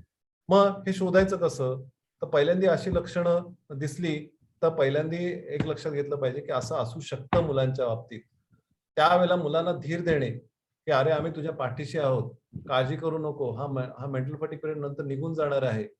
त्यावेळेला मुलांना उजव्या मेंदूशी संबंधित ऍक्टिव्हिटीज देणे, त्यांना भावनिक सपोर्ट करणे, हे सगळ्यात जास्त महत्वाचं असतं. मग हा फटिग पिरियड आलाय किंवा नाही समजायचं कसं? ही लक्षणं ऐकल्यानंतर प्रत्येकाला वाटतं की आमच्या मुलांना हा फटिग पिरियड आलाय, असं प्रत्येकालाच वाटायला लागतं. पण मी तुम्हाला सांगेन की त्यासाठी चाचणी असते, फटिग टेस्टर असतो, तर त्याच्यामध्ये आपल्याला कळतं की हो, की आता याला मेंटल फटिग पिरियड आलाय किंवा नाही. आणि मग त्याच्यासाठी जे काही योग्य ते उपाय दिशा जी आहे ना, ती आपल्याला करायला पाहिजे. हे शिक्षक म्हणून सुद्धा आपण नक्कीच लक्षात घेऊया. एक टोटॅलिटीचा विचार करताना ज्याला आपण म्हणतो की एक शिक्षक म्हणून आमची भूमिका जी आहे, ती ही बदलती भूमिका, ती आपल्याला शिक्षक म्हणून सुद्धा ऍक्सेप्ट करायला लागणार आहे येत्या कालावधीमध्ये. आणि म्हणून मुलांचे जे काही अनेक प्रकारचे समस्या उद्भवत आहेत, निर्माण होत आहेत, तर त्याचा विचार आपल्याला निश्चितच करायला लागणार आहे. आणि म्हणून एक टोटल चाइल्ड ही कॉन्सेप्ट लक्षात घेऊन आपल्याला काम करायला पाहिजे. सांगायला खूप आहे, जस्ट काही महत्वाचे मुद्दे आणखीन शेअर करतो तुमच्यासोबत, की काही काही वेळेला असं होतं की मुलांचं, ज्याला आपण म्हणतो की इथे मी तुम्हाला आता एक ज्या विषयांचा ग्राफ सांगितला, तर आपल्या मुलांच्या पातळीवरती विचार करताना एक प्रश्न येतो की मन, बुद्धी आणि शरीर या तिघांचा बॅलन्स व्हायला पाहिजे. आता काय होतं की मुलं आहे ना, इमोशनली इनसिक्युअर फील करतात, किंवा मुलांचं व्यक्तिमत्वाचा विचार करायचा. मन, बुद्धी, शरीर म्हणजेच काय, की मन म्हणजे स्वभाव, बुद्धी म्हणजे जिथे बुद्धीमध्ये ताण आहे तो अवघड विषय, आणि तिसरा म्हणजे शरीर म्हणजे आरोग्याची स्थिती. तर ह्या तिघांच्या कॉम्बिनेशन मधून जवळजवळ 61 लाखापेक्षा जास्त प्रकार आपण निर्माण केलेले आहेत. आता लक्षात घ्या की मनाचा परिणाम बुद्धीवरती होतो, बुद्धीचा परिणाम शरीरावरती होतो. ऐका. आणि वायस वर्सा, म्हणजे शरीराचा परिणाम मनावरती होतो, बुद्धीवरती होतो, बुद्धीचा परिणाम मनावरती होतो, शरीरावरती होतो, मनाचा परिणाम बुद्धीवरती आणि शरीरावरती होतो. असा एकमेकांवरती परिणाम होतो आहे. बरोबर आहे किंवा नाही? बरोबर आहे. ज्या वेळेला मुलं जर चंचल असतील तर बुद्धी पण चंचल असणार. लक्षात येते तुम्हाला? आणि त्याच्यामुळे ह्या सगळ्याच्या मध्ये वेगवेगळ्या पातळीवरती विचार आपल्याला करायला पाहिजे. आणि म्हणूनच इथे मी तुम्हाला हा ग्राफ अशासाठी दाखवत होतो की बऱ्याच वेळेला असं होतं की मुलांना एखादा विषय अवघड जातो, एखादा सब्जेक्ट अवघड जातो. आता तुम्हाला माहिती आहे गणित कुठे आहे, तर गणित डाव्या मेंदूमध्ये मागल्या बाजूला आहे, पण भाषा कुठे आहे, डाव्या मेंदूमध्ये पुढल्या बाजूला आहे. ऐका. आता ज्या वेळेला एखाद्या मुलाला गणित अवघड जातं, त्यावेळेला काय झालेलं असतं, तर गणिताच्या ज्या सेल्स आहेत ना इकडल्या, हा जो अवघड गणित दाखवलाय ते इकडला डाव्या मेंदूमध्ये मागल्या बाजूला इकडे, तर इकडल्या ज्या पेशी आहेत त्यांचं कोऑर्डिनेशन फास्ट नाही, मुळात मनामध्ये त्याच्याबद्दलची इंटरेस्ट नाही, इच्छा नाही, आणि मग त्याचं कोऑर्डिनेशन फास्ट नाही, आणि त्याच्यातून जे काही स्ट्रेस निर्माण झालेला असतो त्या ठिकाणी. लक्षात घ्या, आमच्याकडे एक चाचणीच आहे, त्याला म्हणतात बायोथर्मल करंट्स. म्हणजे आम्ही काय करतो की चक्क आहे ना, हे जे मेंदूतली जी वेगवेगळी स्थानं आहेत ना, तिकडलं टेम्परेचर मोजतो, टेम्परेचर मोजलं जातं तिकडलं. आता तुम्हाला गंमत सांगेन की समजा जर एखाद्या मुलाला गणित अवघड असेल तर तिकडलं जर टेम्परेचर बघितलं तर त्याचं टेम्परेचर 1-2 डिग्रीने जास्त असू शकतं. ऐका, इतिहास त्याच्या 1 इंचावरती पुढे आहे, पण त्याचं टेम्परेचर नॉर्मल असतं, पण गणिताचं टेम्परेचर 1-2 डिग्रीने जास्त असतं. मला सांगा, आपलं शरीराचं टेम्परेचर 1 किंवा 2 डिग्रीनी वाढलं तर आपण काय म्हणतो, ताप आला. चक्क गणिताला तिथे ताप आलेला असतो. मुलं म्हणतात ना, गणित म्हणजे माझ्या डोक्याला ताप आहे, तो हा ताप आहे, लक्षात घ्या. आता हा जो स्ट्रेस जनरेट झालेला असतो ना मेंदूत, तो मेंदूतला स्ट्रेस हा शरीरात रिफ्लेक्ट होतो. 18 स्थान आहेत शरीरामध्ये की कुठलाही ताण निर्माण झाला की तो शरीरात रिफ्लेक्ट व्हायलाच पाहिजे. पण स्वामीजींनी एक फार मोठा रिसर्च केला की जसा मेंदूतला ताण शरीरात रिफ्लेक्ट होतो, प्रतीत होतो, तसाच तो स्वभावातही रिफ्लेक्ट होतो. ऐका, मेंदूतला ताण शरीरात रिफ्लेक्ट होतो तसा तो स्वभावात रिफ्लेक्ट होतो. म्हणजे काय होतं, तर मुलांचे जे काही प्रश्न निर्माण झालेले असतात ना, मुलं ऐकतच नाहीत, विचित्रच वागतात, इमोशनली डिस्टर्ब झालेली आहेत, त्याचं कारण हे आहे. आणि म्हणून या तिघांमध्ये बॅलन्स करायला पाहिजे. मन, बुद्धी आणि शरीर त्याच्यामध्ये बॅलन्स करायला पाहिजे. आणि म्हणून ह्या सगळ्यासाठी आपल्याला एक टोटॅलिटीमध्ये तो बॅलन्स कसा साधता येऊ शकेल तर त्याचा विचार करायला पाहिजे. आणि म्हणून काय काय करता येऊ शकेल तर मी 2-3 उपाय मला सांगतो. आता सगळेचे सगळे इकडे मला एक्सप्लेन करता येत नाहीयेत, पण मी तुम्हाला सांगेन. त्याच्यामध्ये एक असा की उदाहरणार्थ पिरो ब्रेन कॉन्सन्ट्रेशन अशी एक मेथड आपण त्यांना सांगत असतो. म्हणजे पिरॅमिड आहे, मेंदूतले असे जे 4 लोब्स आहेत, तर प्रत्येक लोबच्या क्षमता वेगवेगळ्या असतात. तर असा पिरॅमिड तयार केलेला आहे आणि त्या पिरॅमिड वरती असे हे लोब्स दाखवलेत पहा. इथे आता ग्रीन जो लोब दाखवलाय तर तो ग्रीन लोब म्हणजे हा आहे फ्रंटल लोब. व्यक्तिमत्व, प्रगती, बुद्धी, कल्पना शक्ती, निर्णय शक्ती. मग पॅरायटल लोब तर हा येलो आहे. त्याची क्षमता काय, निर्मिती शक्ती, शरीर सौष्ठव, सहन शक्ती. किंवा ऑक्सिपिटल लोब एकाग्रता, स्मृती. किंवा टेम्परल लोब दोन्ही कानांच्या वरचा भाग, भावना शक्ती, नादशक्ती, जीवाशक्ती, गंधशक्ती, भाषाशक्ती. आता काय होतं की त्या लोबचा त्या प्रत्येक लोबवरती 2-2 मिनिटं एकाग्रता करायची मुलांनी. आणि त्यावेळेला त्यांचा तो फ्रंटल लोब किंवा पॅरायटल लोब, ऑक्सिपिटल लोब, प्रत्येक साईडला लोब वेगवेगळे आहेत. आता त्याच्यावरती एकाग्रता करायची. तर टोटल किती मिनिटं झाली, 8 मिनिटं झाली. आणि उरलेली 2 मिनिटं पिरॅमिडच्या टोकावरती एकाग्रता करायची. आणि त्याला आपला जो टाळूचा भाग आहे इकडला हा, तर त्याचा विचार करायचा. तर तिकडल्या ज्या पेशी असतात त्या चक्क पिरॅमिडच्या आकाराच्या पेशी आहेत आणि त्या रेझोनेट होतात. आणि त्या रेझोनेट झाल्यानंतर त्याच्यामुळे काय होतं की त्या रेझोनेशन हा विज्ञानाचा जो नियम आहे, तर त्याच्यामुळे मेंदूला स्टिम्युलस मिळतं आणि त्याच्यामुळे त्या मुलांची जी ओव्हरऑल डेव्हलपमेंट व्हायला मदत होते. हे करून बघा, म्हणजे तुम्हाला कळेल की काय म्हणतोय. 10 मिनिटं मुलांना शांत बसायला लागतं. मुलांना शांत बसण्याची, स्थिर बसण्याची, एकाग्रतेची सवय त्याच्यामुळे मुलांना लागते आणि निश्चितपणे मुलांचा आत्मविश्वास वाढायला त्याच्यामुळे मदत होत असते. तर हा एक उपाय आपल्याला नक्की करता येऊ शकेल.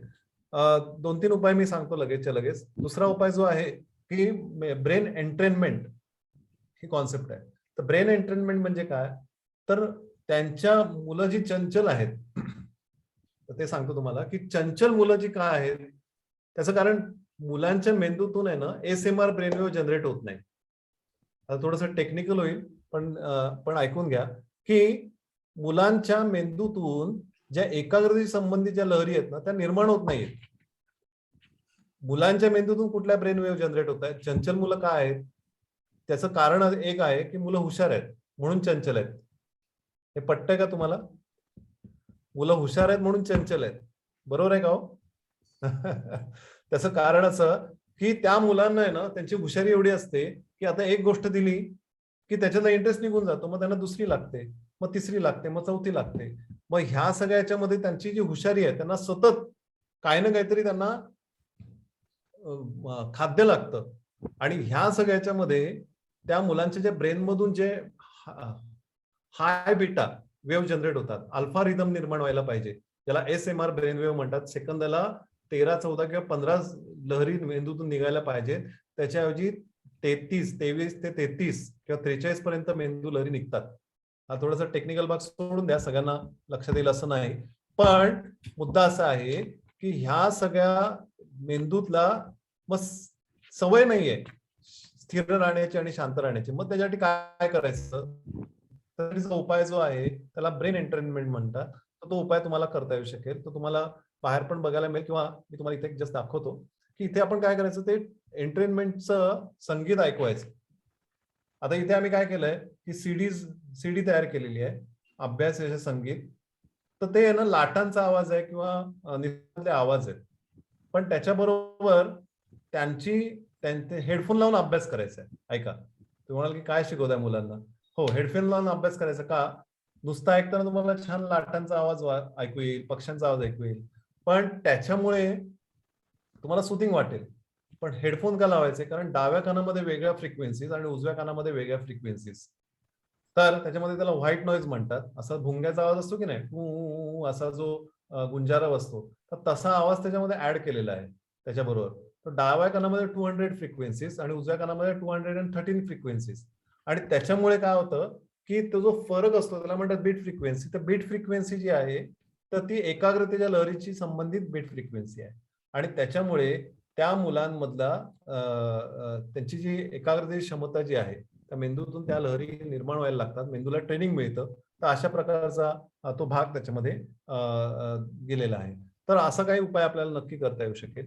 दुसरं मला सांगायचं आहे की शिक्षकांनी काय करावं या संपूर्ण प्रोसेसमध्ये किंवा आता सध्याच्या स्थितीमध्ये. तर 2-3 उपाय मला नक्की सांगायचे आहेत. एक म्हणजे प्रार्थनेसारखा दुसरा उपाय नाही. तर प्रार्थना म्हणजे काय? प्रार्थना आणि ध्यान हे 2 उपाय आपण पहिल्यांदा समजून घेऊया. शिक्षक म्हणून तुमचं स्ट्रेस लेवल खूप वाढत चालली आहे, बरोबर आहे किंवा नाही? तुमची ओव्हरऑलच तुमच्या आयुष्यातली स्ट्रेस लेवल वाढत चालली आहे, बरोबर आहे का नाहीये? पण ताणाचे दुष्परिणाम काय होतात हे माहिती आहे का आपल्याला? तर ताणाचे दुष्परिणाम हे अनेक पातळ्यांवरती आपल्याला भोगायला लागतात. तुम्हाला माहिती आहे का की मला पहिल्यांदा सांगा की तुमच्या सगळ्यांवरती ताण आहे का नाही? तुमच्यावरती ताण आहेत का नाही? 100% खरं आहे, आहेत. बर, आता हे जे ताण आहेत, तर ताण तुम्हाला क्षणार्धात घालवायचे आहेत का? हो, सगळ्यांना. ओके. तुम्हाला जर ताणमुक्त व्हायचं असेल तर एक लक्षात घ्या, क्षणार्धात तुम्ही ताणमुक्त होऊ शकाल, एका मिनिटात ताणमुक्त होऊ शकाल. आजपासून कुठलीच सुखाची इच्छा करायची नाही. तुम्ही म्हणाल मग काय उपयोग आहे? लक्षात घ्या, सुखाची इच्छा करायची नाही असं ज्या क्षणाला तुम्ही ठरवाल ना त्या क्षणापासून तुम्ही ताणमुक्त व्हाल. मग तुम्हाला माहितीये का की ताण हा आवश्यक गोष्ट आहे, हे तुम्हाला माहितीये का? जर तुम्ही ताण जर घेतला नाही तर तुम्हाला सुखच मिळू शकत नाही. तुम्ही जर ताण घेतला नाही ना तर तुम्ही सुखच मिळू शकत नाही. आता तुम्ही म्हणाल की काय बोलताय? हो, मी आता जर ताण घेतला नाही तर मी बोलू शकत नाही. तुम्ही जर ताण घेतला नाही, तुम्ही शांत बसलेला आहात, रिलॅक्स बसलेला आहात, तर तुम्ही ऐकू सुद्धा शकणार नाही जर तुम्ही ताण घेतला नाही तर. आम्ही एक प्रयोग करत असतो बरं का. समोर 200, 250, 300 लोक असतात वर्गामध्ये आणि एका व्यक्तीला समोर बोलवायचं आणि त्यांना बसवायचं तिथे खुर्चीवरती, स्टेजवरती आणि त्याच्या बोटाला आम्ही एक यंत्र लावतो, सेन्सर लावतो आणि एक मोठं यंत्र असतं तिथे पल्स मॉनिटर. थोडक्यात आता सगळ्यांना माहिती आहे पल्स मॉनिटर. तर पल्स मॉनिटर लावलेलं असतं आणि जर टू टू टू असा आवाज येत असतो. आता काय करायचं की त्या व्यक्तीला शांत बसायला सांगायचं. समजा शांत बसल्यानंतर त्याची नाडीगती असते 72 किंवा 75. शांत बसायला सांगितलेलं असतं. एकदम रिलॅक्स बसा, हालचाल करायची नाही. मग त्यांना सांगितलं का हो तुमचं नाव काय? मग नाडीगती होते 80. त्यांना दिसत नसते, समोरच्या व्यक्तींना दिसत असते. मग त्यांना विचारलं कुठून आलात? 85. जॉब वगैरे कसा आहे, बरा आहे का? 90. बॉस वगैरे बरा आहे का त्रासदायक आहे? 95. इथे एकटे आलेत की बायको पण आले? 100. व्यक्ती जागेवरच आणि तरी सुद्धा हा नाडीगतीमध्ये फरक पडतो. आता मला सांगा, हा जो नाडीगतीतला फरक हा जो काय आहे हा कशामुळे आहे? तर लक्षात घ्या की आपण जो विचार करतो ना त्याचा स्ट्रेस आपल्या मनावरती आता माझ्याकडे यंत्र इथेच वरच्या बाजूला आहेत. तुमच्या जर ते 2 बोटं जर ठेवली ना तर आपली स्ट्रेस लेवल काय हे लगेच कळते आणि त्याला स्किन रेजिस्टन्स म्हणतात. तर आम्ही तो प्रयोग दाखवत असतो. तिथे बोटं ठेवायची 2 आणि असं एवढंच यंत्र आहे आणि 10 दिवे असतात. मग दिवे किती लागतात ते बघायचं. तर ते हिरवे, मग पिवळे आणि मग लाल लाल दिवे लागतात. शेवटी 10च्या 10 दिवे लागले की 10 ते लाल पर्यंत जातात. मग एक एक जण येतात की कोणाचे किती दिवे लागले, तर टू असा आवाज येतो. मग कमी असेल, कमी दिवे लागले टू असा, मग मोठा 10च्या 10 लागले तर टू असा आवाज येतो. आता होतं काय गंमत, की प्रत्येकाला ते करून बघायचं असतं आणि सगळ्यांना काय वाटतं की जास्तीत जास्त दिवे लागणे म्हणजे महत्वाचं. तर त्यांना मी म्हणतो की किती दिवे लागलेत तुमचे, तर त्याच्यामध्ये कमीत कमी दिवे लागणं म्हणजे स्ट्रेस कमी असणं आणि जास्तीत जास्त दिवे लागणं म्हणजे स्ट्रेस वाढलेलं असणं. तर तुमचा स्किन रेजिस्टन्स, तुम्हाला माहिती आहे का की ताणाचे अत्यंत भयानक परिणाम पण असतात. ताण हा आवश्यक गोष्ट आहे, हे पहिल्यांदा लक्षात घेऊया. आता माझ्याकडे आता ती स्लाइड नाहीये, पण मी तुम्हाला सांगतो की जर स्ट्रेस आणि परफॉर्मन्स असं जर आपण जर ग्राफ काढला की स्ट्रेस आणि परफॉर्मन्स असं जर बघितलं आपण, इथे स्ट्रेस आहे आणि इथे परफॉर्मन्स आहे, तर जसा स्ट्रेस वाढत जातो तसा परफॉर्मन्स वाढत जातो, लक्षात घ्या. आणि एका पॉइंट नंतर अजून स्ट्रेस जर वाढला तर परफॉर्मन्स खाली जायला लागतो, म्हणजे बेल शेप ग्राफ असतो. कळलं मी काय म्हणतोय ते? असं जर ग्राफ असेल तर स्ट्रेस वाढत चालला तसा परफॉर्मन्स वाढत चालला, पण आणखीन जर स्ट्रेस जर वाढला तर परफॉर्मन्स खाली जायला लागतो. आता काय होतं की आपल्याला आहे ना स्ट्रेस आणि परफॉर्मन्स याचा जर मेळ घालायचा असेल तर त्याच्या पीक पर्यंत आणि परफॉर्मन्सच्या पीक पर्यंत जायला लागेल.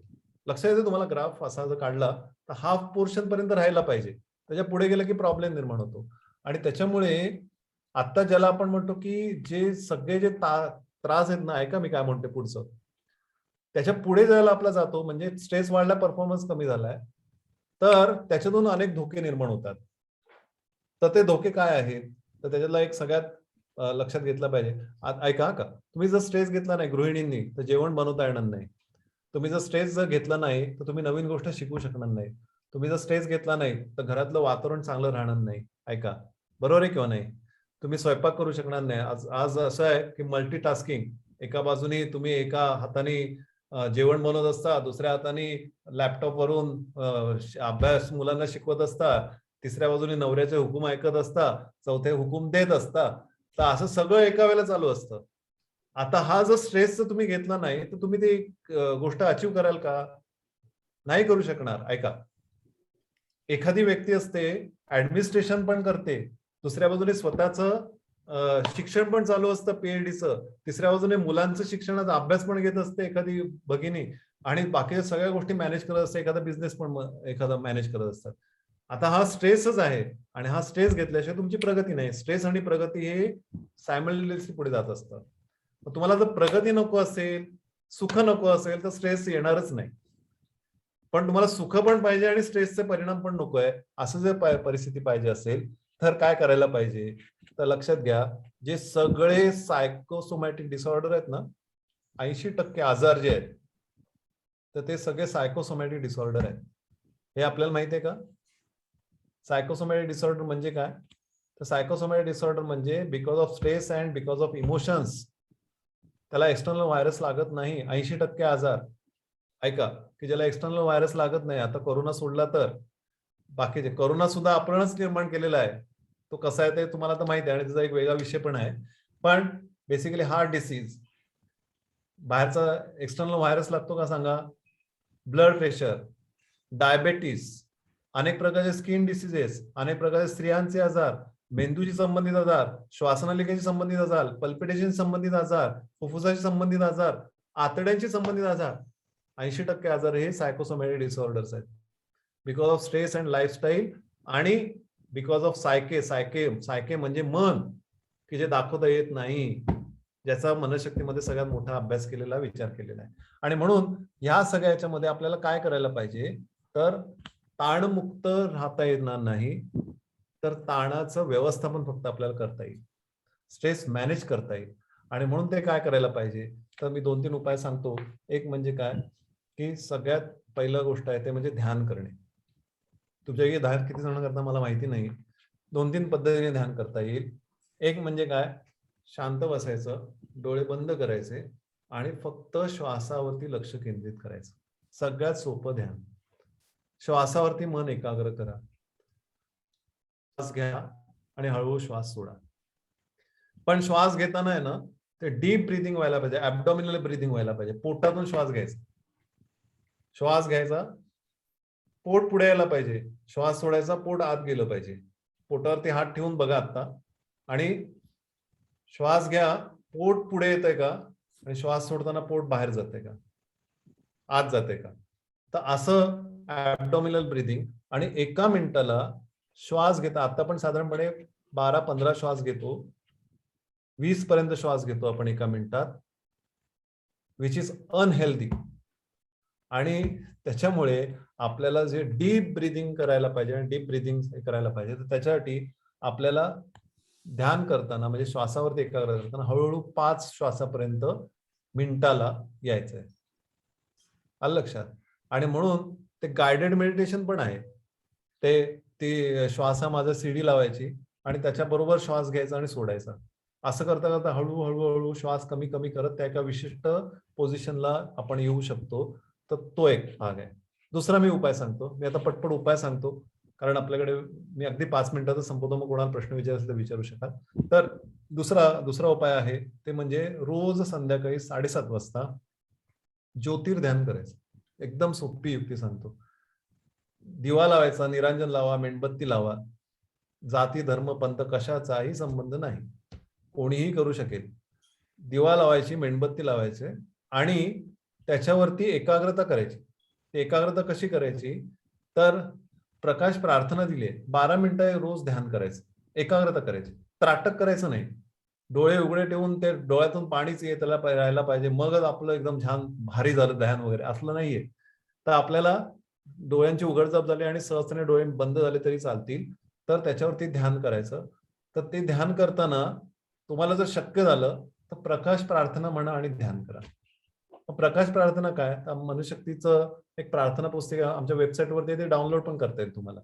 तर ती किंवा तुम्ही परचेस पण करू शकाल किंवा डाउनलोड करा सरळ. तर ते त्याच्यामध्ये तुम्हाला ती प्रार्थना दिली, प्रकाश प्रार्थना. तर ती पहिल्यांदा 3-4 मिनिटं लागतील प्रार्थना म्हणायला. सगळे मुलं, सगळे घरातले जेवढे असतील ना सगळ्यांनी बसायचं. एकाने प्रार्थना सांगायची, दुसऱ्यांनी पाठोपाठ उच्चारायची आणि उरलेला वेळ ध्यान करायचं. असं एकूण 12 मिनिट. लाखो लोक करतात एका वेळेला. 7.5 का हजारो लाखो लोक करतात. रेझोनन्स होतो आणि रेझोनेटेड इफेक्ट हा एकमेकांना मिळत राहतो. तर त्यामुळे हा दुसरा उपाय आपल्याला करता येऊ शकेल. तिसरा उपाय जो आहे ना, तो मी तुम्हाला सांगतो आहे तुमच्या स्वतःसाठी. ते म्हणजे रात्री झोपताना एक आत्मचिंतन नावाची प्रार्थना आहे. तर ती प्रार्थना रोज करा. रात्री झोपताना करा, 1च मिनिट लागतं. माझ्या आंतरिक शक्तीला स्मरून माझे स्वतःचे खरे कल्याण करून घेण्याचा मी निश्चय करीत आहे. आजवर मी जसं वागलो तसे माझे व्यक्तिमत्व बनले आहे. याच्या पुढल्या प्रेरणा मी चांगला राखण्याचा प्रयत्न करीन. अशा अर्थाची ती प्रार्थना आहे. गद्य प्रार्थना आहे. पुन्हा जाती धर्म पंथ काहीचा संबंध नाही, ती करायची. तिसरा उपाय सांगितला. चौथा उपाय मी तुम्हाला सांगतो आहे मुलांसाठी. मी तुम्हाला आता सांगितलं पिरो ब्रेन एकाग्रता किंवा अभ्यासाचे संगीत ह्याचा वापर करता येईल. किंवा आणखीन एक जो उपाय आहे तो मी तुम्हाला सांगतोय. मुलांना पण बसवा या ज्योतिर्ध्यानासाठी. मुलांच्या अनेक ज्या समस्या आहेत ना त्या संपायला मदत होईल. पुढचा एक उपाय सांगतोय तो म्हणजे असं की एक मेंदू प्रतीक असतं. आता इथे माझ्याकडे ते चित्र आहे का बघतो. तर अगदी सोपा उपाय आहे की, आणि समजा तुम्हाला हे जर मिळालं तर ठीक आहे, आमच्या साईटवरून तर मिळेल, किंवा आता या प्रेझेंटेशन मध्ये हे मुलांसाठीच आहे. तसंच दुसरं एक असतं. तर ते मेंदू प्रतीक झोपताना तुम्हाला ते मेंदू प्रतीक तुम्हाला वापरायचं आहे. आणि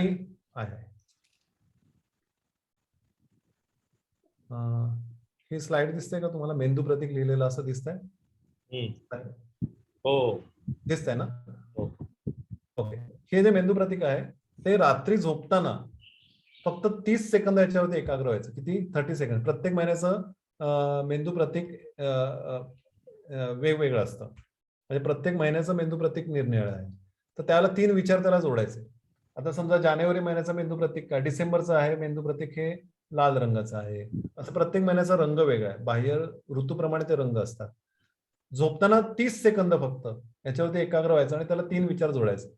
पहिला विचार तुमच्या महत्वाकांक्षेचा करायचा, दुसरा विचार तुमच्या मुलांच्या कल्याणाचा, आणि तिसरा विचार आपल्या मुलांच्या कल्याणाबरोबर जगातल्या इतरही मुलांचं कल्याण व्हायला पाहिजे असा विचार करायचा. उशी खाली ठेवायचा आणि झोपायचं. उठल्यानंतर पुन्हा काही सेकंद एकाग्र व्हायचं आणि तुमच्या कामाला लागायचं. तुम्हाला असा अनुभव येईल की तुमची कार्यक्षमता वाढलेली आहे, निर्णय घेण्याची क्षमता वाढलेली आहे, तुमची एफिशियन्सी वाढलेली आहे आणि याच्यामध्ये कुठलाही चमत्कार नाही. तर आपल्या रात्री झोपेमध्ये आपल्या मेंदूतले जे डीपर सेंटर्स जे आहेत ना ते जागृत झालेले असतात. रात्री झोपेमध्ये अनेक शोध लागतात, हे तुम्हाला माहिती आहे का? बेंझिंग शोध रात्री झोपेत लागला, आईन्स्टाईन म्हणतो मला रात्री झोपेत सुचतं. तर असं अनेक शोध जे आहेत तर ते रात्री झोपेत लागलेले आहेत. तर त्यामुळे तो रात्री झोपेचा उपयोग आपल्याला करता येतो. हा आणखीन एक उपाय मला सांगायचा आहे. आणखीन मला उपाय सांगायचा तो असा की मुलांचा इमोशनल बॅलन्स राखण्यासाठी आम्ही मुलांना सांगतो की रोज आई वडिलांना खाली वाकून नमस्कार करा. तुमची मुलं करतात का? वाढदिवसाला नाही, रोज करतायत का? नाही. सगळ्यांची करतायत का? नाही. उलट अशी वेळ आहे की आम्हीच मुलांना साष्टांग दंडवत घालायची वेळ आलेली आहे. बरोबर आहे किंवा नाही? तर थोडक्यात काय की मुलांना सांगा की रोज खाली वाकून तुझ्या आई वडिलांना नमस्कार कर. कारण जेव्हा तू नमस्कार करतो तुझं डोकं खाली जातं, हृदयातलं रक्त मेंदूत जातं. त्याच्याबरोबर कृतज्ञता जो संस्कार आहे की माझ्या आई वडिलांबद्दल मी कृतज्ञ आहे आणि म्हणून आम्ही मुलांना ती एक रोज प्रार्थना करायला सांगतो. ती प्रार्थना आहे आई वडिलांची रोज करायची प्रार्थना असते, सकाळी उठल्यानंतर करायची की माझ्या आई वडिलांच्या माझ्यावरील प्रेमाबद्दल मी कृतज्ञ आहे. ते माझे पालन पोषण करतात, माझ्यासाठी त्यांना कितीतरी कष्ट पडतात. या जगात फुकट काहीच मिळत नाही. मला आई वडिलांच्यामुळे कितीतरी गोष्टी सुलभतेने मिळू शकल्या. त्याचा उपयोग मी चांगला अभ्यास करण्यासाठी करीन, त्यांना कृतज्ञ राहीन, त्यांना दुःख वाटेल अशी गोष्ट करणार नाही, त्यांना कमीपणा येईल असं वागणार नाही, अभ्यास मनापासून करीन, सांगितलेलं काम मनापासून करीन, त्यांना उद्धटपणाने उत्तर देणार नाही, त्यांच्या प्रेमाचे कष्टाचे चीज करीन, त्यानेच माझे कल्याण होईल अशी खात्री आहे. हे देवाय निसर्गा तुम्हाला सहाय्य कर. ही 1 मिनिटाची प्रार्थना आहे. मुलांना रोज करायला सांगा सकाळी उठल्यानंतर. काय होतं की विचार बदलला की आचार बदलतो, आचार बदलला की व्यक्तिमत्व बदलतं आणि व्यक्तिमत्व बदललं की जीवन बदलतं. पहा, चमत्कार नाहीये आणि हा चमत्कार हा झाल्यासारखं वाटेल ज्यावेळेला आपलं व्यक्तिमत्व बदलेल त्यावेळेला. आणि म्हणून तर ही जी प्रार्थना जी आहे तर ती तुम्हाला मुलांना करायला सांगा आणि नमस्कार करायला सांगा, त्याचं महत्व सांगा आणि त्यांच्या डोक्यावरती हात ठेवायचा. आशीर्वाद देतो ना, आता आशीर्वाद आम्ही म्हणत नाही, त्याला म्हणतो ब्रेन टच. तुमच्या हातामध्ये एक विशिष्ट पॉइंट आहे, हा पॉइंट इथे आम्ही प्रयोग केले. इकडलं टेम्परेचर घ्यायचं तुम्ही शांत असताना आणि नंतर फक्त तुम्ही मुलांच्या कल्याणाचा विचार करा आणि टेम्परेचर घ्यायचं. 1-2 डिग्रीनी टेम्परेचर वाढलेलं असतं. किती? 1-2 डिग्रीनी. ज्याला तुम्ही त्यांच्या मेंदूवरती हात ठेवता, तुमचे ती जी शक्ती आहे ना तर ती प्रवाही होते. आणि इथे सगळे हे मी तुम्हाला कुठलाही धर्म आणि याचं सांगत नाही, मी तुम्हाला पूर्ण वैज्ञानिक सांगतो आहे. तुम्ही करून बघा म्हणजे आपल्याला काय, कुठल्याही धर्माचा संबंध नाही, पंथाचा संबंध नाही. त्यावेळेला तुम्ही तुमची एनर्जी तिथे मुलांचं इमोशनल बॅलन्स व्हायला मदत होईल. तर असे काही उपाय आपल्याला नक्की करता येऊ शकेल. तर ते सगळे उपाय करा. मला सांगायला खूप आहे अजून, पण आपण वेळेची मर्यादा घेऊया. जवळजवळ 6:30 वाजलेत, मी 1.25 तास बोलतोय. तुम्हाला कोणाला काय विचार असेल तर विचारा, अन्यथा मी थांबतो. की तुम्ही सगळ्यांनी एवढं जवळजवळ 200 पेक्षा जास्त लोक आहेत, तुम्ही सगळ्यांनी खूप छान ऐकून घेताय आणि छान प्रतिसाद दिला. तुम्हाला सगळ्यांना धन्यवाद देतो, कृतज्ञता व्यक्त करतो सगळ्यांबद्दल. तुमच्या शिक्षकी वृत्तीला वंदन करतो आणि आजच्या शिक्षक दिनानिमित्त, कारण आपल्या प्रत्येकातला जो शिक्षक आहे त्याची शिक्षकी वृत्ती आहे, तर त्याला वंदन करतो आणि माझं बोलणं इथे थांबवतो. तुम्हाला कोणाला काय विचार असेल तर विचारा, अन्यथा आपण थांबूया. बोला. धन्यवाद सर. खूप छान झालं. अक्षरशः 5:10 ला आपण सुरुवात केली होती आणि आता जवळजवळ 6:29 झालेत. म्हणजे बापरे. सर तुम्ही बोलले, पाणी सुद्धा नाही घेतलं. धन्यवाद सर, खूप आभारी आहेत आणि खूप छान झालं. सर फक्त मला एवढंच सांगायचं आहे, आता प्रश्न आपल्याला येतीलच चॅट बॉक्स मध्ये. फक्त जी स्ट्रेस लेवल बद्दल तुम्ही सांगितलं आणि आपला स्वभाव गुण, ब्रेन वेव्स, याच्याबद्दल एक छान अपकमिंग वेबिनार येत आहे आपला मनशक्ती 4 आणि 5 ला. मत्सरघात चालू आहे, ते चालू आहे आता. तो अच्छा, आज चालू झालं. ओके, चालू झालेला आहे. तर त्याला येता येईल, त्याला तुम्हाला सहभागी होता येईल. मत्सरघात मुक्ती नावाचा, मी आता बोललो नाही, आपल्या मुलांवरती जो परिणाम होत असतो आणि आपल्या फॅमिलीवर जो मत्सराचा, जेलसीचा, आणि तो एवढा मोठा असतो ना की ते आपण विचारच केलेला नाही. तर त्याच्यावरच आता हे 2 दिवस वर्कशॉप आणि ते पुढे आठवड्यावर बघता येणार आहे. तर तुम्हाला ज्यांना यायचं असेल तर त्यांनी माझा नंबर देऊन ठेवतो. तुम्ही मला जर पिंग केलं तर मी तुम्हाला त्याचा मेसेज पाठवतो. माझा नंबर देऊ का? हो सर, हो सर, चालेल. 9096244445. मयूर चंदने. हा. एवढंच सांगेन की आपले जे थॉट प्रोसेस असतात त्याला म्हणजे उच्चाराची गरज नाही. त्याचे जे चांगले परिणाम, जसे प्रार्थना आपण मनात म्हणतो तरी त्याचा चांगला परिणाम बरोबर. होतो. तसं बरं. मत्सराचं म्हणजे आपल्या शेजारी बसून जरी त्यांच्या मनात आपल्याबद्दल काही विचार आले, निगेटिव्ह थॉट आले, तरीही त्याचा आपल्यावर परिणाम होतो. ते एक साईन आहे. आणि मुख्यतः मुलांवरती जास्त परिणाम होतो. मी तुमचं मत्सर करतोय, मी तुमच्या तोंडावर बोलत नाही, पण मनातल्या मनात विचार आल्याशिवाय राहत नाही. आणि त्याला जे शॉर्ट वेव्ह जनरेट होतात त्या वातावरणात टिकतात आणि परिणाम करतात. ह्याच्यावरतीच 2 दिवसाचा पूर्ण सेशन आहे. तर 2 दिवस आहेत त्याचे. इथे वर्ग 3 दिवसाचा आहे, पण तुम्हाला ऑनलाईन 2 दिवस तुम्हाला ते जेव्हा सुरू होईल आपल्या लवकरच, आता अपेक्षा करूया की आपल्या ऑफलाईन वर्ग सुरू होणार आहेत. मनशक्तीमध्ये इतकं नॉलेज, ज्ञान, मी 2006 पासून जोडलेली आहे तरी माझा खडा काही भरलेला नाही. एक तासात काय भरणार आहे. पण मी सर्वांना आमंत्रण देते आपल्या वेबसाईट वरती. मी किंवा सर टाकलेलं www.manashakti.org ही वेबसाईट आहे. टीचर फॉरम आणि दळवी फाउंडेशन यांचे मी आभारी आहे की आपल्यामुळे आपल्या सर्व शिक्षकांपर्यंत मनशक्तीची माहिती नव्याने परत, आणि माझं जुनं परत नवीन झालं, जे मी माझ्या वर्गामध्ये शिकले होते ते. आपण चॅटबॉक्स मध्ये काही प्रश्न असेल तर नक्की घेऊया. कोणाला विचारायचं? हात वरती गेलात. प्रशांत कोण आहेत त्यांनी विचारायचं. I will just, mike on करा आणि विचारा. I have unmuted. Parmeshwar sir, I have unmuted you. Sir, if you can unmute from your side. कोणाला विचार असेल तर जस्ट हात वरती करा. सुनीता मॅम, आपल्याला मी अनम्यूट जी दिली आहे तोपर्यंत तुम्ही बोलू शकता. तोपर्यंत खाली एक मला एक अनाउन्समेंट करायचे आहे. एक चॅट वरती लिंक टाकते फीडबॅक फॉर्मची, तर प्लीज ते क्लिक करा. त्या लिंक वर त्याने फीडबॅक भरा आणि तुम्हाला मी फीडबॅक, हा लिंक तुम्हाला व्हॉट्सअप वरतीही पाठवू. सगळ्यांना प्लीज फीडबॅक फॉर्म पाठवून भरून द्या, तर तुम्हाला सर्टिफिकेट आम्ही तुम्हाला मी पाठवतो. आमच्याकडनं पाठवू शकतो. Okay, so please fill up the feedback form and download करा ऍप ते टीचर टॉक. हा रेकॉर्डिंग जे आजचं जे सेशन आहे त्याचं रेकॉर्डिंग तुम्हाला या टीचर टॉक ऍप वरती मिळेल. तर फीडबॅक फॉर्म प्लीज भरा, सर्टिफिकेट तरच मिळेल. हा, आणि कोणाला प्रश्न आहे तर विचारा. आता अनम्यूट करा आणि विचारा. परमेश्वर sir, if you can go ahead, तुम्ही विचारा तुमचा प्रश्न. परमेश्वर सर. सुनीता मॅम, आत्ताच तुम्ही अनम्यूट झाले बहुतेक. अगेन गिवन परमिशन, तुम्हाला परमिशन. सुनीता मॅडम. हो, सुनीताजी. येस, नमस्कार सर दोघांनाही. खूप सुंदर माहिती होती सर, आणि असं ऐकत राहावं असं वाटलं होतं.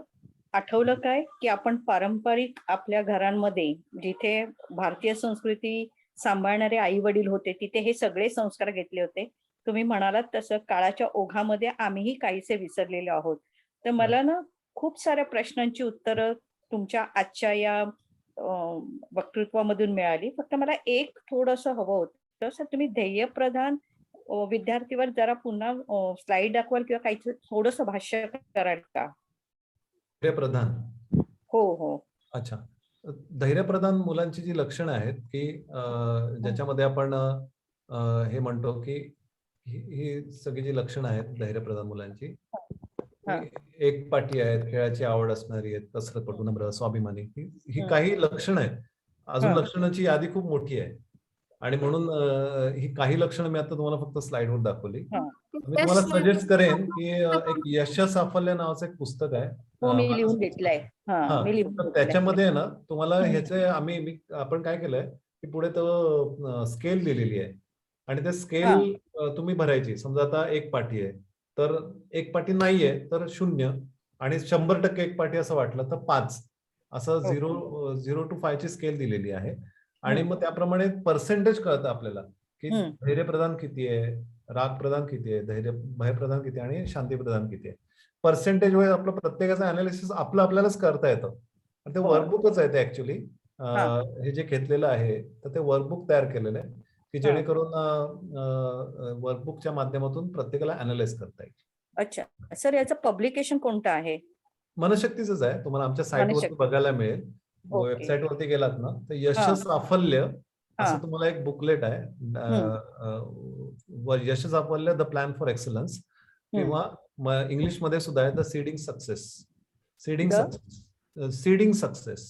सक्सेस. तर त्याच्यामध्ये तुम्हाला ते दोन्ही इंग्लिश आणि मराठी खूप छान आहे. मला आता सांगायला वेळ नाही मिळाला तेवढा, पण तुम्ही गो थ्रू दॅट की तुम्हाला मजा येईल करायला, मुलांकडून करून घ्यायला किंवा तुम्हाला स्वतःला सुद्धा अनालाइज करायला मजा येईल. आणि सर एक मेंटल फटिग विषयी तुम्ही सांगितलं की हे चाचणीद्वारे करता येतं, तर अशा प्रकारची चाचणी कुठे होते? ही चाचणी मनशक्ती केंद्रामध्ये होते. तुम्ही मनशक्तीच्या एक नंबर आहे किंवा मी माझा नंबरवर तुम्ही जर मेसेज पाठवला तर मी तुम्हाला ते शेअर करतो, तर त्याच्यामध्ये तुम्हाला ते बघता येईल. शुअर. धन्यवाद सर.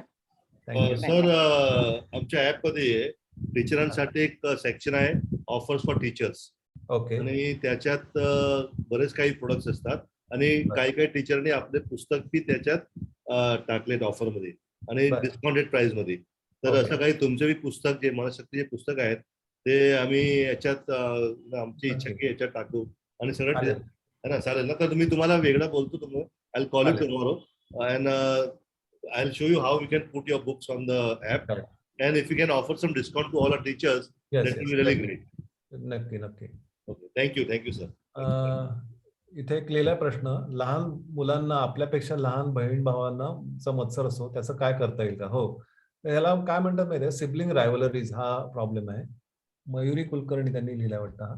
तर सिबलिंग रायव्हलरीज हा इश्यू असतो. सिबलिंग रायव्हलरीज म्हणजे काय, दोन भावंडांमध्ये झगडे. तर ज्यावेळेला दोन भावंड असतात तर नेहमीच असं असतं की पहिल्यांदा एक अपत्य असतं, मग 4-5 वर्षानंतर दुसऱ्या अपत्याची चाहूल लागते आणि मग आई हॉस्पिटलमध्ये जाते आणि नवीन बाळ घेऊन येते. तर अगोदरच्या बाळाला कौतुक असतं की चला आपल्याला खेळायला तर नवीन बाळ मिळालं. पण ज्याला दिवस सरायला लागतो त्याला त्याच्या फॅक्ट लक्षात येते की आपल्यावरचा फोकस आता शिफ्ट झालाय. आई त्या बाळाला जास्त घेऊन बसते, सगळेजण त्याचं कौतुक करतात, याचंही कौतुक होत असतं, पण त्याचं कौतुक होतं असं ते त्याला वाटायला लागतं आणि मग तो आलेल्या बाळाचा द्वेष करायला लागतो आणि मत्सर करतो. मग हळूच चिमटे काढ, त्याला रडव, मग असं आई कुठून आणलंस ते हॉस्पिटलमधून, त्यांना देऊन टाक, नको आपल्याला ते. तर अशा गोष्टी व्हायला लागतात. तर हे सगळं याला सिबलिंग रायव्हलरीज म्हणतात. मग ह्या सगळं हे हाताळायचं कसं हा वेगळा विषय आहे, माझा लेख आहे त्याच्याबद्दलचे. तर ते हाताळण्याचा एक सोपा मार्ग मी सांगतो तुम्हाला लगेचच, की धाकट्यांनी मोठ्यांना नमस्कार करायचा रोज खाली वाकून. तर त्याच्यामध्ये धाकट्या भावानी किंवा बहिणींनी मोठ्या भावाला किंवा बहिणीला सुद्धा खाली वाकून नमस्कार करायचा. मग त्याला त्या मोठ्याचा इगो सॅटिस्फाय होतो की अरे आपण ताई आहोत, आपण दादा आहोत. आणि मग हा इगो सॅटिस्फाय झाला की मग तो त्याचं जबाबदारी घ्यायला किंवा थोडं हे करायला सोपं पडतं ते. तर असं करता येईल. हा एक उपाय करून बघा.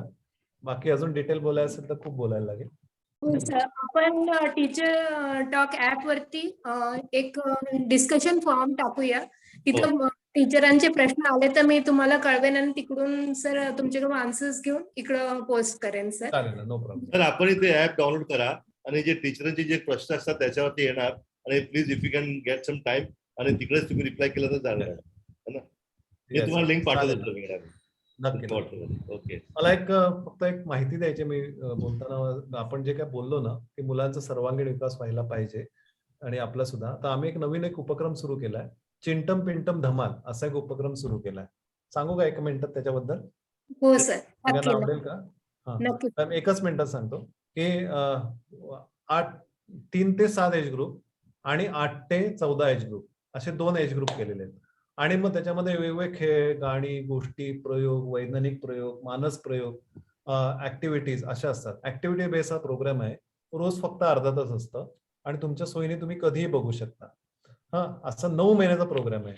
पहिले 30 दिवस, पहिले 90 दिवस रोज अर्धा तास, रोज अर्धा तास म्हणजे 6 ते 8 व्हिडिओ असतात प्रत्येक दिवशी. आणि त्याच्यानंतर पुढे 90 दिवस झाले. 90 दिवसाचं ब्लड सायकल असतं म्हणून ते रोज. आणि 90 दिवसानंतर मात्र आठवड्यातून 2 दिवस, शनिवार रविवार शक्यतो येतात ते. असं 9 महिने असा तो प्रोग्राम आहे. मग त्यांचं रक्तवर्तुळ बदललं पाहिजे, त्यांचे विचार बदलले पाहिजे. आणि इतका अमेझिंग रिझल्ट आहे. आज 22,000 लोक रोज बघतात ते हा प्रोग्राम. आणि याच्यामध्ये मुलांचं वर्तन बदललं, मुलांची विचार, त्याच्यामध्ये आम्ही पाठांतर ठेवलेलं आहे. मग वेगवेगळं पाठांतर ठेवलेलं आहे. मग त्याच्याबरोबर रोज हाताने करायची एक तरी ऍक्टिव्हिटी असलीच पाहिजे.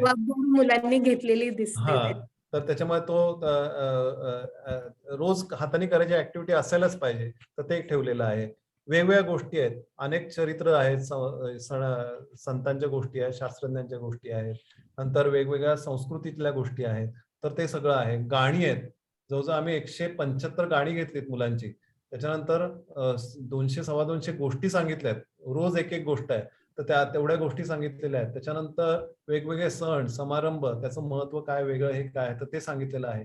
त्याच्यानंतर रोज प्रयोग आणि रोज क्राफ्ट्स, पेंटिंगचे एवढे प्रकार घेतलेत, क्राफ्ट्स घेतलेत. आज आता आम्ही जर्मन भाषा येणं शिकवतोय, सुलेखन शिकवतो आहे, ऍक्टिंग, म्युझिक, अशा सगळ्या गोष्टी त्याच्यामध्ये घेतलेल्या आहेत की जेणेकरून त्यांना एक 360 डिग्री मध्ये मुलांचा विकास व्हायला पाहिजे. मी जस्ट एक व्हिडिओ शेअर करतो, तुम्हाला दाखवतो. तर त्याच्यामध्ये खूप धमाल करतायत मुलं. तर मला कसं दाखवता येईल? हा,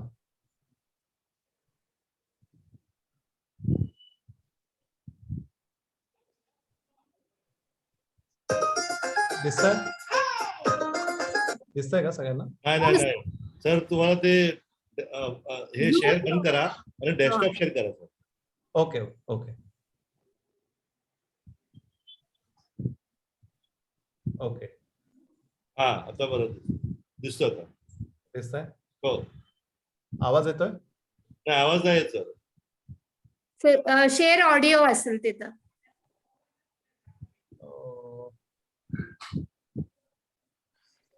बरं, ठीक आहे. हा, VLC बरं. आता येणार.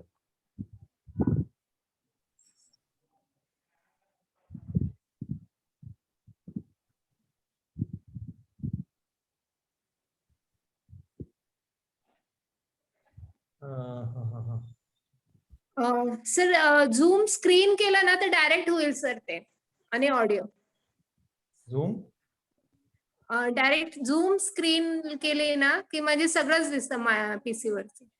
अच्छा, एकच मिनिट, परत एकदा ट्राय करूया आपण. तर ते जे इतकं इंटरेस्टिंग झालेलं आहे, तर मुलांमध्ये एक खूप सकारात्मक बदल. आणि आज अशी परिस्थिती झाली आहे की रोज मुलांना इथे म्हणजे लोक व्हिजिट करतायत, म्हणजे मुलं व्हिजिट करतायत आणि त्यांना इथे येऊन बघण्याची इच्छा असते की सेट कसे आहेत. आणि खूप मोठे मोठे सेट उभे केलेत आम्ही त्याच्यासाठी. लेट्स सी काय होतंय, कळत नाहीये मला. Okay, anyway. सर, आपण आहे ना मनशक्तीचं ऍप पण आहे प्ले स्टोअर वरती सर, तेही आहे आणि वेबसाईटही आहे त्याच्यावरती. हा सर, आपण आणि आम्ही तुम्हाला पुन्हा मुलांसाठी स्पेशल बोलवणार आहोत सर. आग्रहाचं आमंत्रण असेल पुढे येताना आपण. जस्ट अ मिनिट, इथे आहे. जसं आता हा मगाशी दाखवायचा तो नव्हता, हे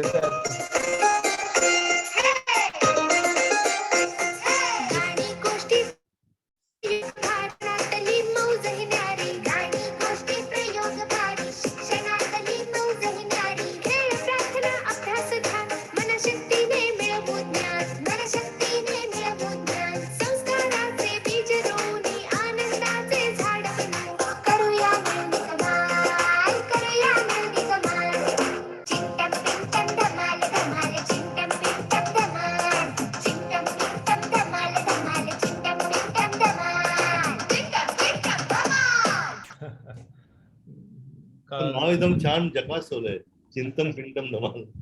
मजा करतायत अक्षरशः मुलं, आणि इतका बिहेवियर चेंज झालाय ना मुलांमध्ये, आणि पालक असं मित्रांनो, आणि सुख म्हणजे नक्की काय असतं या मालिकेच्या अरे, महा अरे, अरे, एपिसोडच्या अरे. पहिल्या भागामध्ये जयदीपचं जॅकेट ओके, तर त्याच्यामध्ये मागचा लागला, तर याच्यामध्ये ना मुलांचा बिहेवियरल चेंज जो आहे तो आपल्याला छान बघायला मिळतोय, आणि मुलं खूप एन्जॉय करतात, म्हणजे ज्याला आपण म्हणतो की, आणि पालक संवाद असतो दर 10 दिवसांनी किंवा आठवड्यानी, तर त्याच्यामध्ये मुलांना कसं हाताळावं, त्यांचा राग कसा हाताळावा, त्यांची भयप्रधानता कशी कमी करावी, किंवा आनंददायी शिक्षण म्हणजे काय ते कसं हे करावं, किंवा कार्टून्स आणि मीडियाचा मुलांवरती कसा परिणाम होतो आहे, तर तो कसा आपण टाळू शकतो, असे खूप विषय आहेत की जे आपण त्याच्यामध्ये घेतलेले आहेत. माझ्यावरती आपण बराच वेळ बोलतोय, मी थांबतो आता इथे.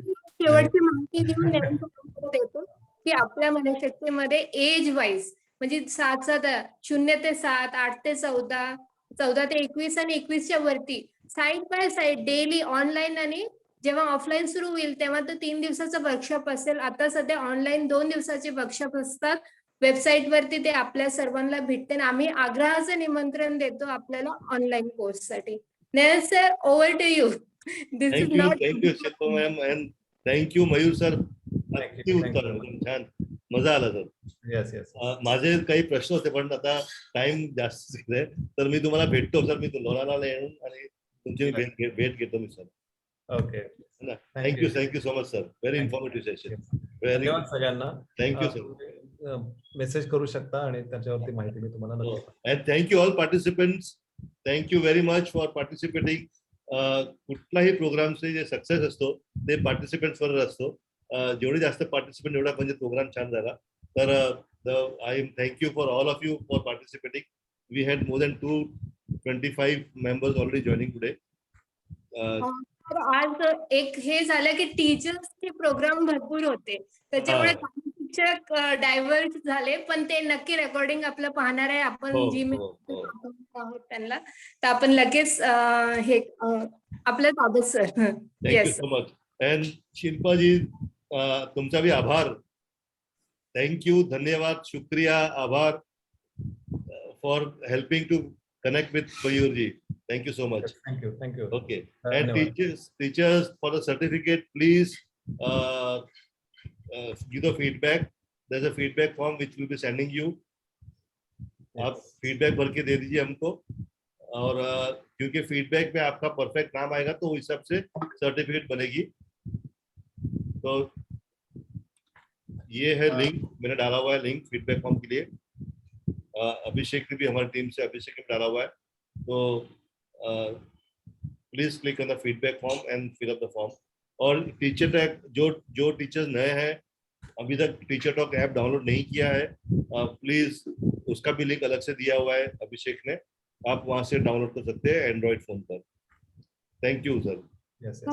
आणि ज्यांना ते चिंटम पिंटमचं लिंक पाहिजे असेल तर त्यांनी मला मेसेज केला, मी त्यांना पण पाठवू शकेन, किंवा शिल्पाते किंवा तुम्ही पण नक्की पाठवा सर. आम्ही ते टीचर टॉक ऍप वरती टाकू सर. येस.